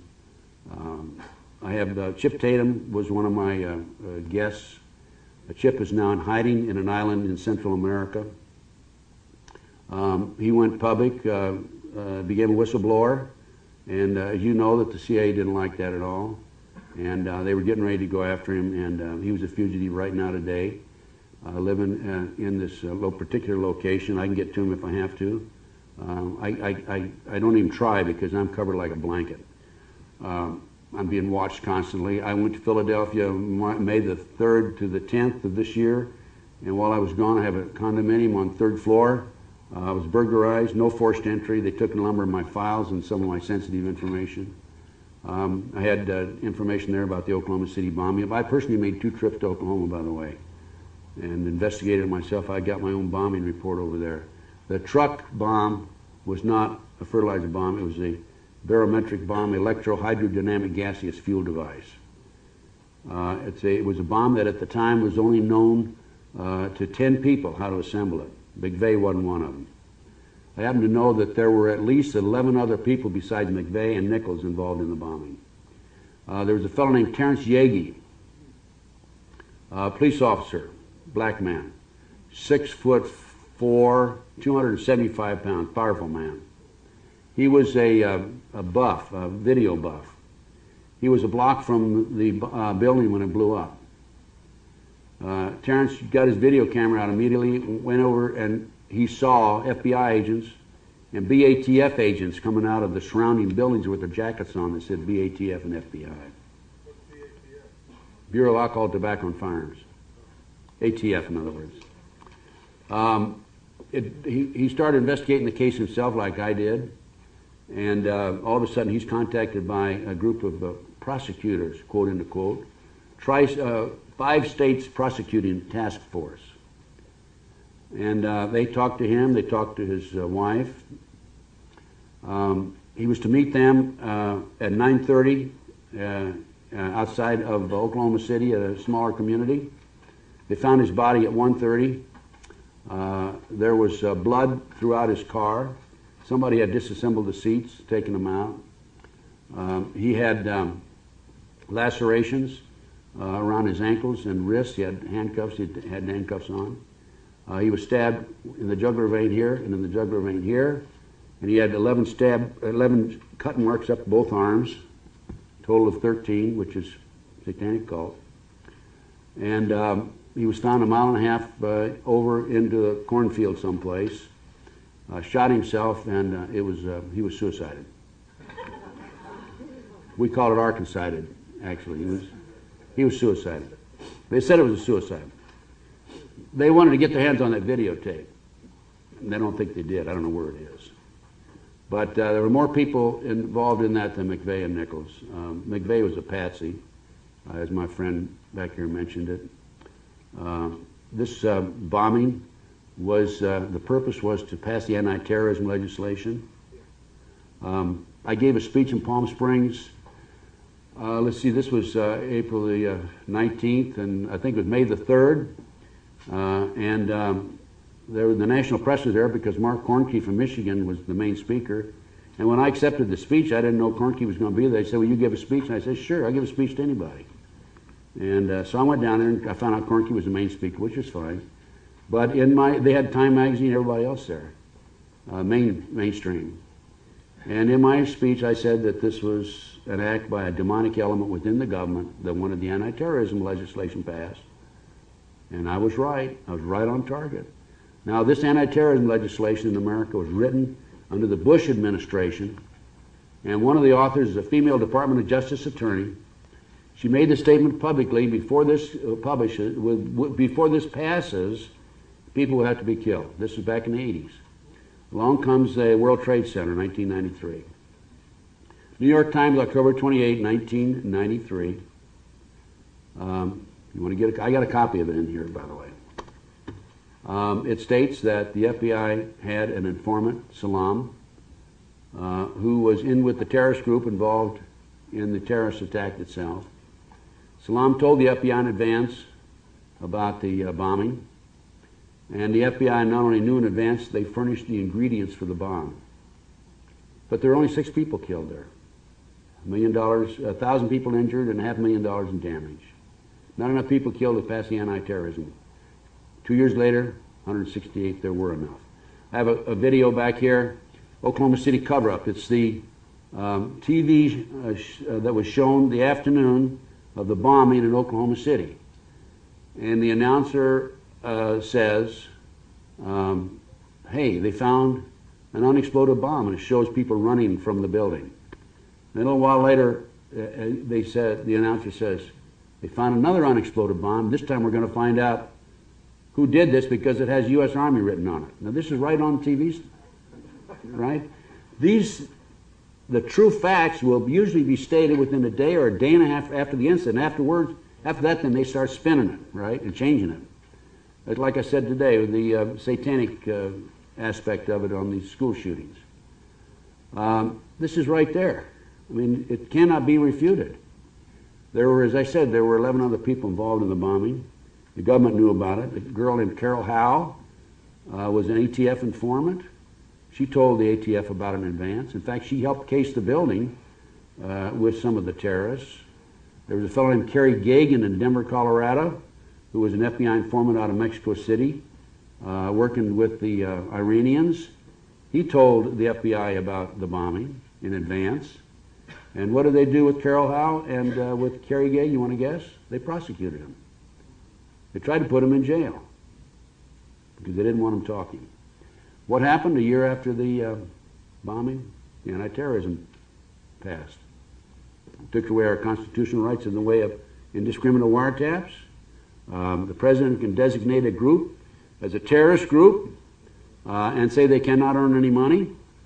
It allowed the CIA to operate internally. Before that, they couldn't operate in the United States. And it goes on and on and on. Now, one other point I want to make, and then we'll take questions. And that is the great American news media, the mainstream media. I have an article in here, in this book, and it's not an article, it's part of the congressional record, February 9, 1917. And a Congressman Callaway makes a statement in there that in 1915, the J.P. Morgan interests bought up 25 of America's leading newspapers for the purpose of controlling the news in the United States, inserted their own editors, and thereafter began a campaign to control the mainstream media and information that went to the American people. This was 85 years ago, folks. What do you think they've done since then? Look at Peter Jennings and Dan Rather and Paul and Brokaw. Brokaw, by the way, is from Omaha, and he's a very close friend of Warren Buffett. Warren Buffett, one of the richest men in America, has been identified by the kids in Omaha, by the way. So there you go. Mainstream media, they've got them in their hip pocket. People Magazine on my McMartin case. People Magazine did an article on the tunnels, the fact that we found tunnels. They interviewed Gary Stickle, the archaeologist, and we gave him all the documentation. I have the documentation in this book here also. And you know what? They came right out in their magazine and said they didn't find any tunnels in the tunnel dig. So, let's, any more? Should we take questions? How much time do we have? You have another 23 minutes for questions. Anybody want to ask any questions? Yes. Good night. Question. Huh?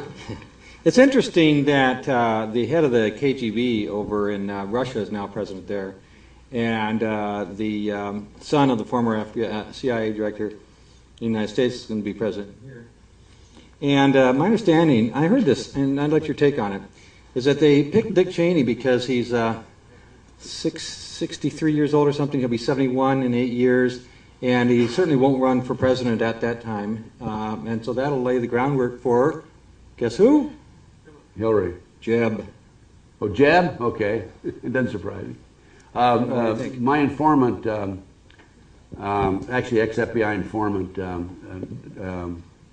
Darlene Novinger, has put Jeb and George Bush into the drug operation. Jeb along with George Sr. Another question there?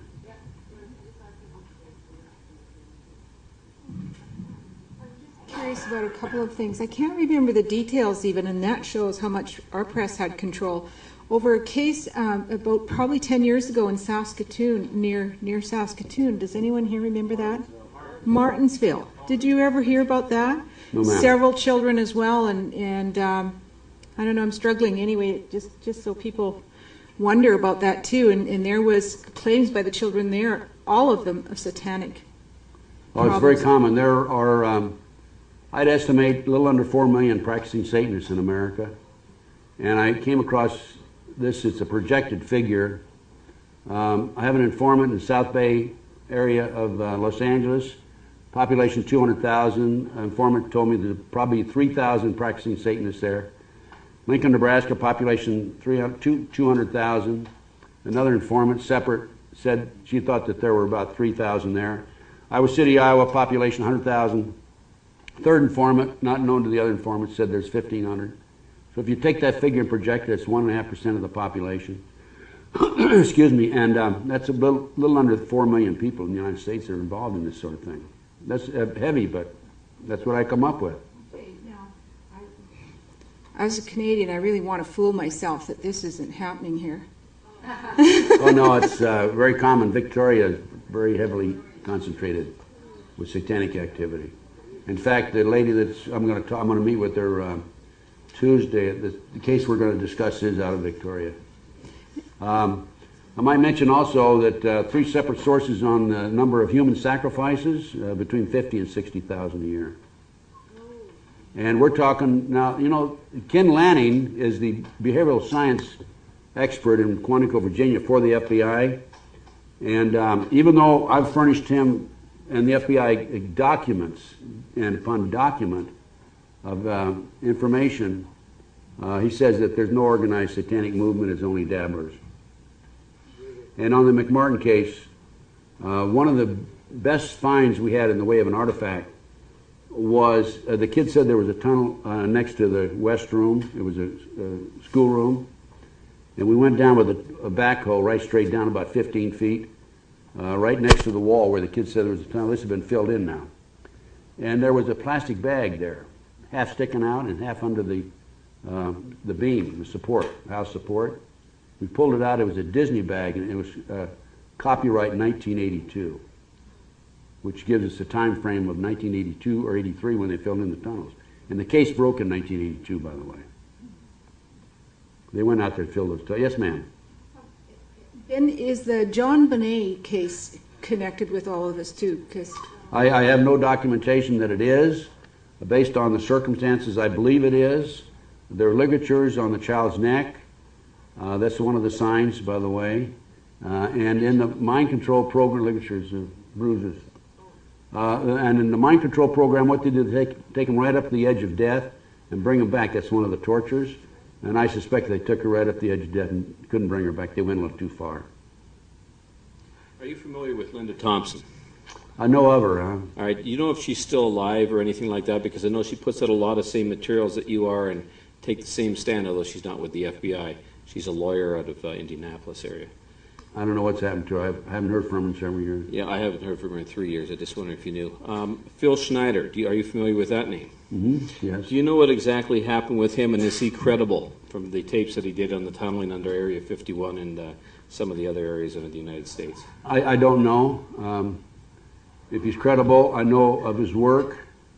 I've heard a lot of stories about tunnels and cities, underground cities. I've also heard a lot of stories about internment camps.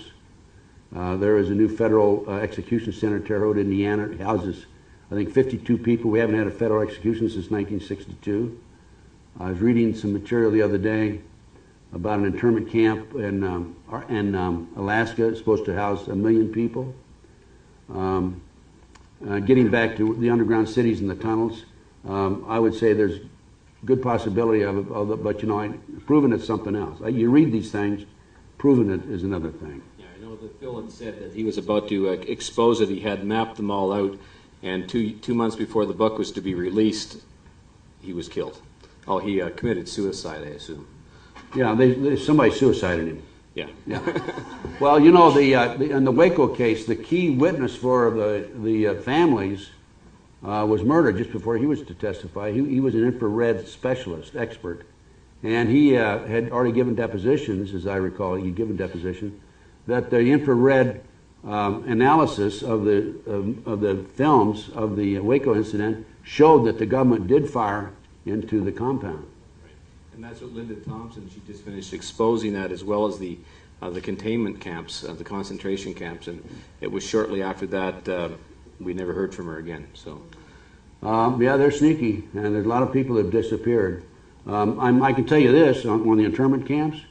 1997, I had dinner with an individual who had formerly been the civilian member of the prison board in the state of Texas. It's a high political position. And he told me that in Texas they have 8 brand new prisons that are manned with no inmates. So I can guarantee that that's a true story. And there's no reason for him to tell me otherwise. Yes. Hi there. As you know, I have a 2.5-year-old daughter. You actually met her at Beautiful lunch. child, like her mother. Thank you. And I live in the third largest city in Canada. What are some of the practical things that we can do to safeguard our own children? Because nobody wants this to happen to their own child. With your experience, do you have any practical pointers, things to look for, things that we can identify as parents to keep our own children safe and to inform other parents? Are you a working mother?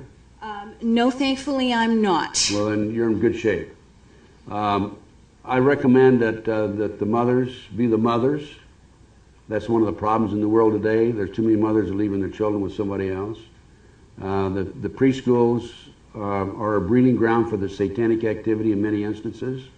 The Virginia McMartin in the McMartin case has traveled all over the world setting up preschools. Dr. Roland Summit, former psychiatrist, UCLA Harbor Hospital, who's been involved in these issues, told me that there are 50 other preschools around the country where the kids talked about tunnels under the school. So the main thing, as I see it, with your children is to watch your children like a hawk. Don't let them out of your sight. I've known of kids who were kidnapped in grocery stores when their parents were shopping in the grocery store. The kids go around the corner and they never see them again. I know a mother who was shopping in the grocery store, and she looked up and this man was carrying her child out the front door. And she ran out and grabbed the kid, and the guy went on and laughed. So I think the main thing is to, watch your child like a hawk. Don't turn your child over to anybody else. And if you do have to have a babysitter, make sure you know the babysitter. One of the things that they did with the kids in the McMartin case is they would tell these little 2, 3, 4-year-old kids in front, after they would burn the babies or sacrifice the babies or cut them up, we're going to do this to your brother, your sister, your mother, your daddy if you talk. And the one little girl, they took her home, molested her in her own bedroom, left a memento there, took her cat, came back, and sacrificed the cat in front of her and the other kids.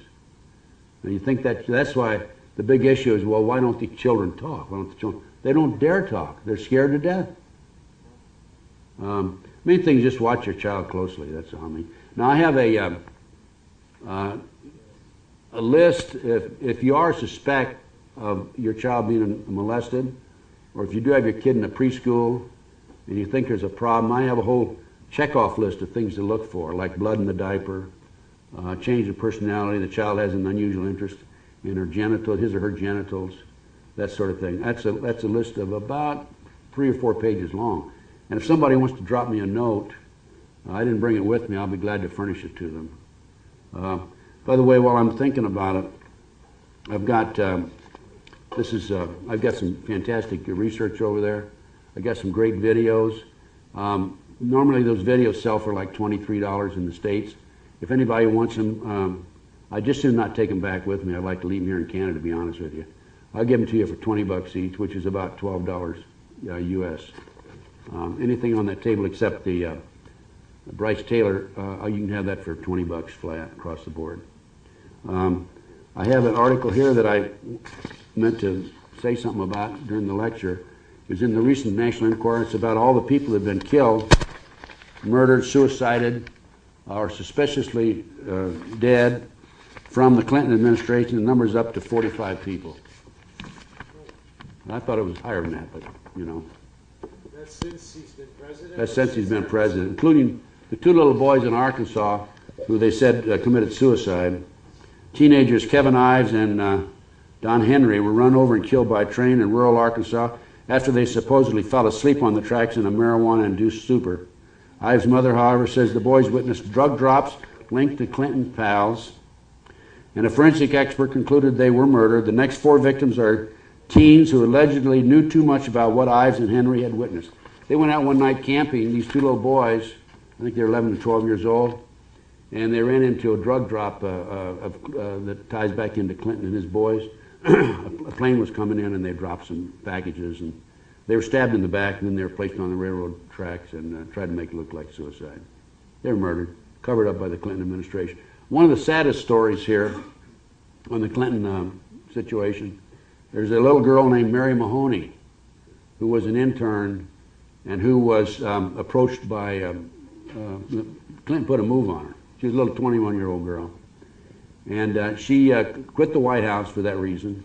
I went over and got a job in Georgetown working for Starbucks. And Chelsea came in there one night and ordered, and saw her, said hello to her, and ordered a cup of coffee. 2 weeks later, some gunmen came in and killed her and two other people in Starbucks. Shot them. No robbery, just murdered them. This man is a brutal, evil psychopath. And so are his buddies. Yes, question. What approach, if any, might we be taking to speak to our own children about these issues, or do we simply risk losing our children by talking to them about it? Oh, boy, that's a tough one.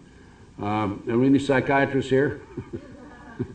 I think that's a call you have to make. I don't think it hurts to educate your kids and to scare the hell out of them about this is what's going on here. What usually happens in the satanic movement, these kids are multi-generation. The mothers and fathers, or grandmothers, grandfathers are part of the movement. And like Kathy O'Brien and Bryce Taylor, and I have a book by Bryce over here, thanks to the memories, they were born into the movement.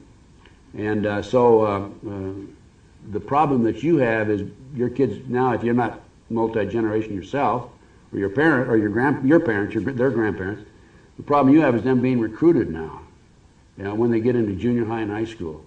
I think a good solid base is a good Christian background. Talk to your kids about what's right and what's wrong. Educate them on this. Sure, I'd let them know about what they can expect.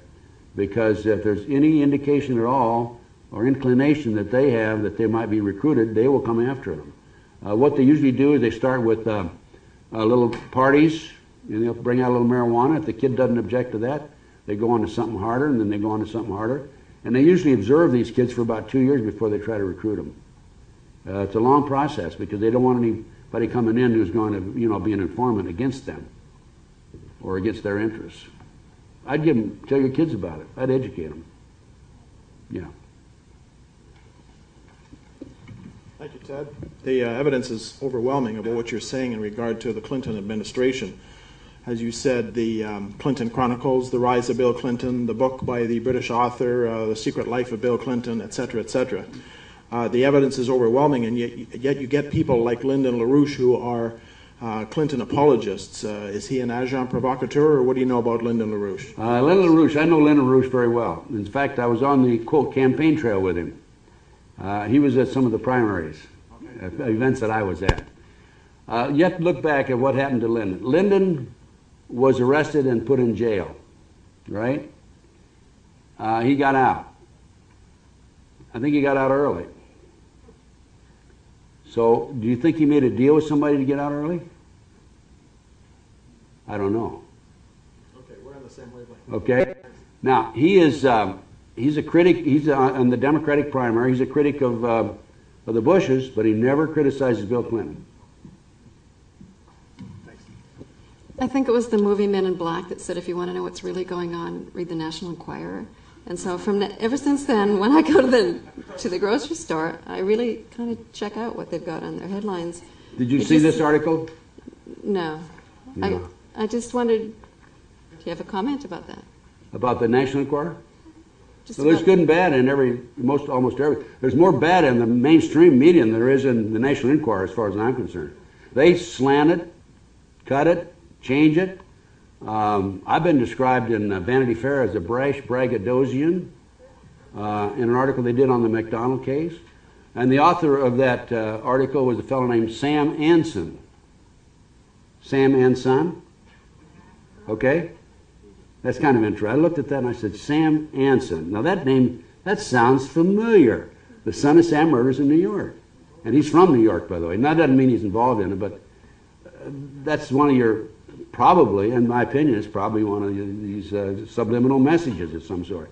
But anyway, he called me a brash braggadocian. The New York Times told me that I was or said in the front page of an article they did about me before Y2K that I was one of the national leaders of some movement. I don't know if it wasn't terrorists, it was the whatever in the country. So they described me in all kinds of terms, not complimentary, by the way, not at all.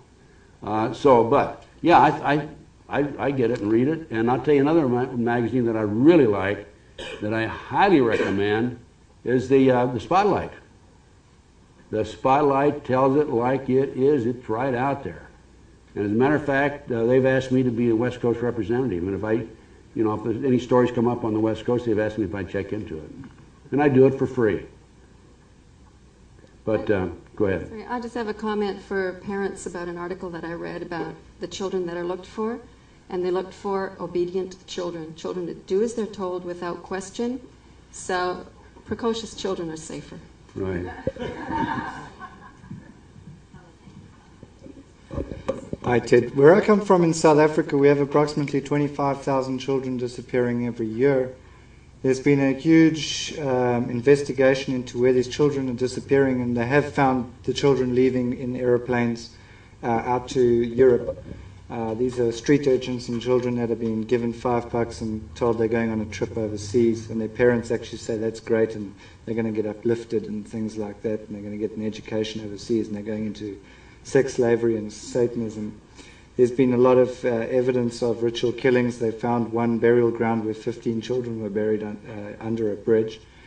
What happened? The police there put on a concerted effort to investigate these deaths and things that were happening.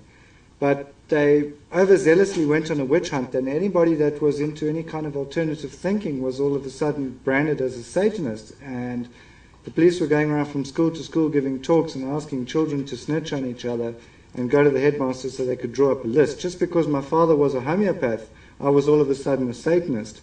They came to our house and they, under the Security Act, pulled the house apart trying to look for satanic articles and things like that. Subsequently, we found the head of the department researching this was a Satanist himself. Yeah, they've infiltrated. This stuff tells into the Illuminati, the drug operation, pornography. And still to this day, I practice alternative medicine in South Africa and still branded a Satanist because of a very closed-mindedness. And I just want to know where they draw the line where Satanism actually starts and ends, because people who are generally free thinkers who use natural products, for instance, can be labeled as such as well. Well, I've been told by people inside the cults and at high levels that the communists have infiltrated the cult drug network in this country today. And this is all part of the communist movement to take over from within. And I have no reason to believe it isn't true.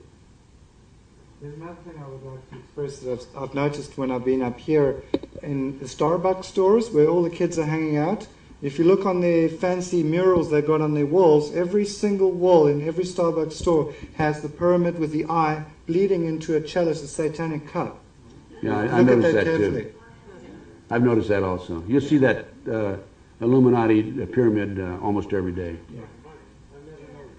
Yeah. Thank you. No, go ahead. Yeah, you got a few minutes. You had mentioned a number of other people that were relaying information onto you, and some of them had been killed. What? We're all obviously thankful that you haven't been killed. But what has accounted for your safety? Yeah, why am I alive? I'm alive for several reasons. The last time anybody attempted to do anything to me was in Nebraska. I was in John DeCamp's office. I called Omaha, 50 miles away, to arrange to meet somebody at the Bohemian restaurant. And I met that person at 12 noon. And then he and I went out and did some work. It was on the Johnny Gosh kidnapping case. I came back at 3 o'clock. I left 3 o'clock, drove back to Lincoln. At 3:30, I was doing 75 miles an hour down the freeway, and my right front wheel came off. And they had loosened the lug nuts on my wheels. That was the last time. I've made it very clear, first of all, back in the early 80s, when I had this problem, the security problem with gunmen in 1982, I had developed a lot of information about homicides that had taken place in the United States by the cults, and I had information about 18 homicides and who committed them, where the bodies were, if there were bodies or otherwise, the details of the homicides, and I put those in an envelope and I was ready to mail them out to a dozen people if anything happened to me or anybody in my family. That's number one. Number two, I had lunch with the fellow about that time in order to get the cult hit off of Florida and Houston out off of me. That would have been 83. And I knew that he was tied into the network, and I had said, let's go have lunch. I went and had lunch with him. I told him, I said, if anything happens to me or any members of my family, there will be retaliation. I think you should be aware of that. And I've arranged for retaliation in a dozen instances. Not the dirtbags that are coming after me, the people in the surveillances that are sitting half a block away. They quit, by the way, when I started chasing them out of the neighborhood, they quit running those surveillances on me, those permanent surveillances on me. But I do get a moving surveillance once in a while, and then I turn around and go after them. They think I'm crazy. They might be right, okay? Let them think I'm crazy. And they think I'm paranoid. They are right about that. But a little paranoia is good. You know, it makes you safe. But in addition to that, I've arranged for retaliation, and I've had a lot of publicity. I've made a lot of newspapers, like the front page of the L.A. Times. I've been in People magazine here recently. And I've been on a lot of TV shows and radio talk shows. I have my own show, on Stan Solomon's show and all that. So if they do anything to me, it'd be counterproductive. It'd just give me credibility. And I don't think they want to mess with me or my family. They really shouldn't. It'd be very dangerous for some of them.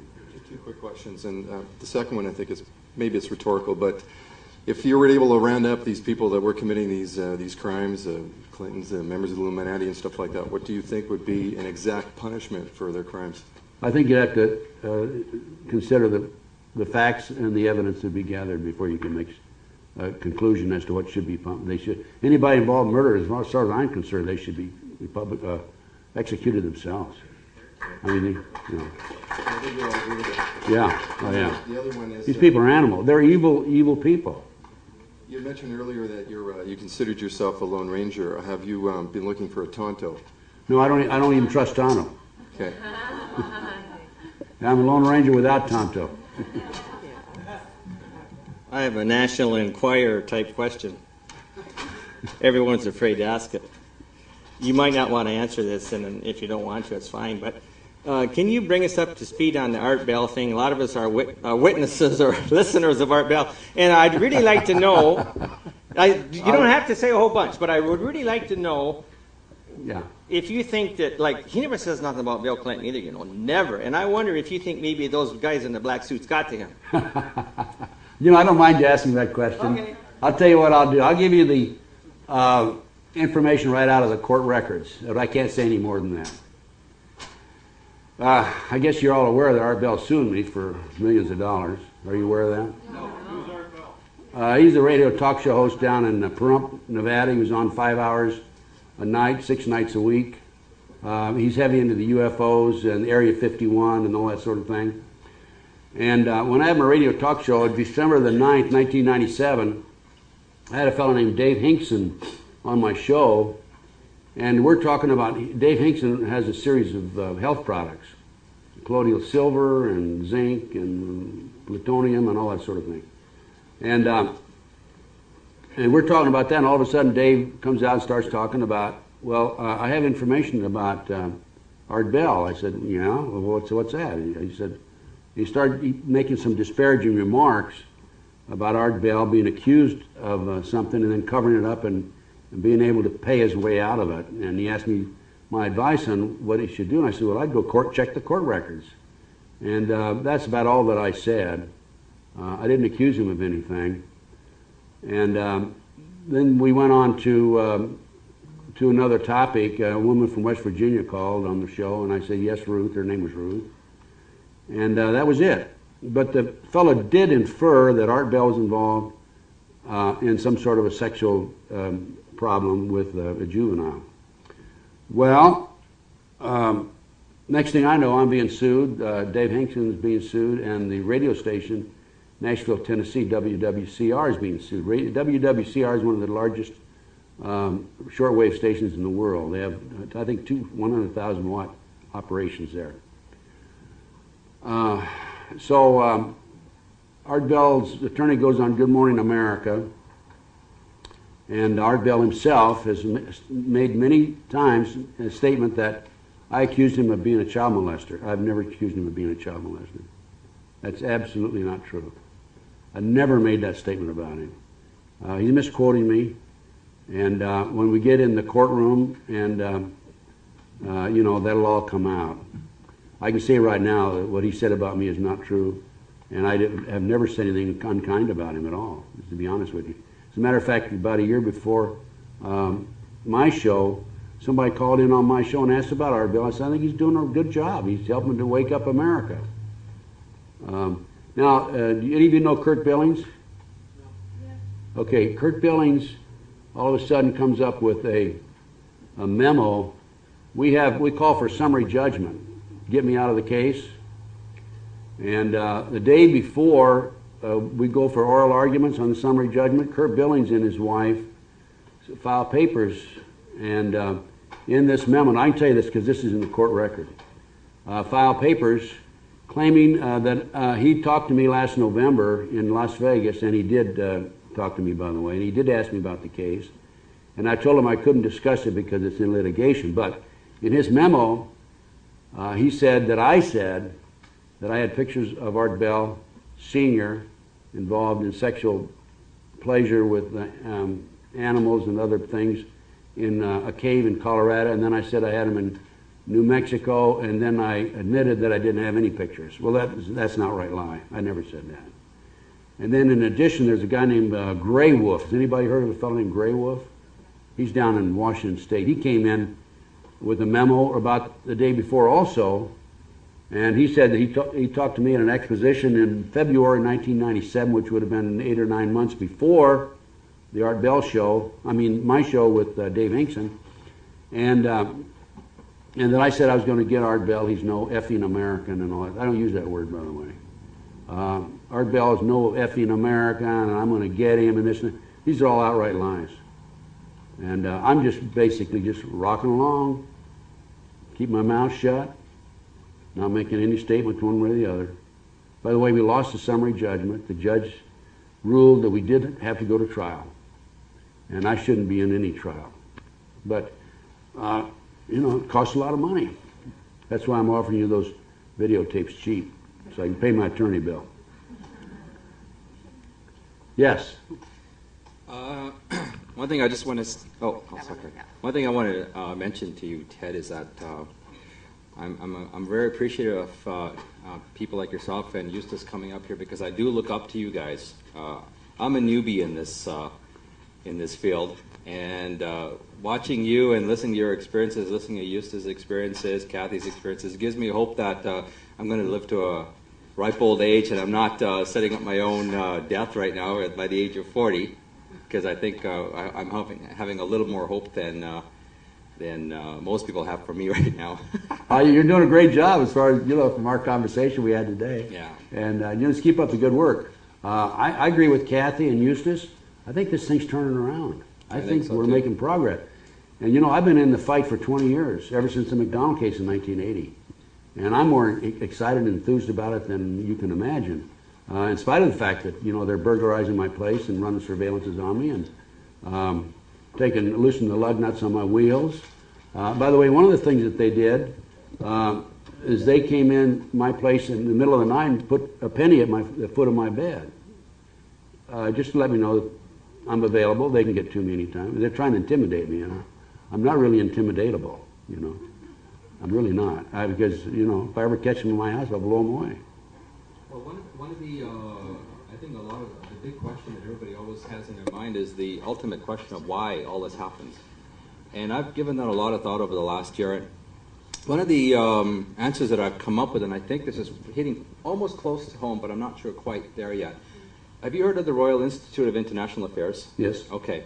I understand that George Bush is actually a member of the RIIA, which is run by the Queen of England, and as far as I understand, everything stems from the RIIA, which is where George Bush and everybody else connected with the presidency and in this organization takes their orders from. Everybody who's involved with satanic cults and the Masonic rituals takes their orders from the RIAA or RIIA. And that's where it all stems from, is actually the City of London. I agree with that. And which is supposed to be the new Troy. I agree with that. And I agree with that. It ties into the Bilderbergs. Yeah. And there's the Bilderbergs, not the Bilderbergs per se had a meeting, but a group of the Illuminati. A group of the Illuminati had a meeting here a year or so ago, secret meeting. And the mainstream newspapers didn't even print it, but there's a little old newspaper in Pickett, someplace in Mississippi, I've got the article in here, that printed it, and it described them as Illuminati members.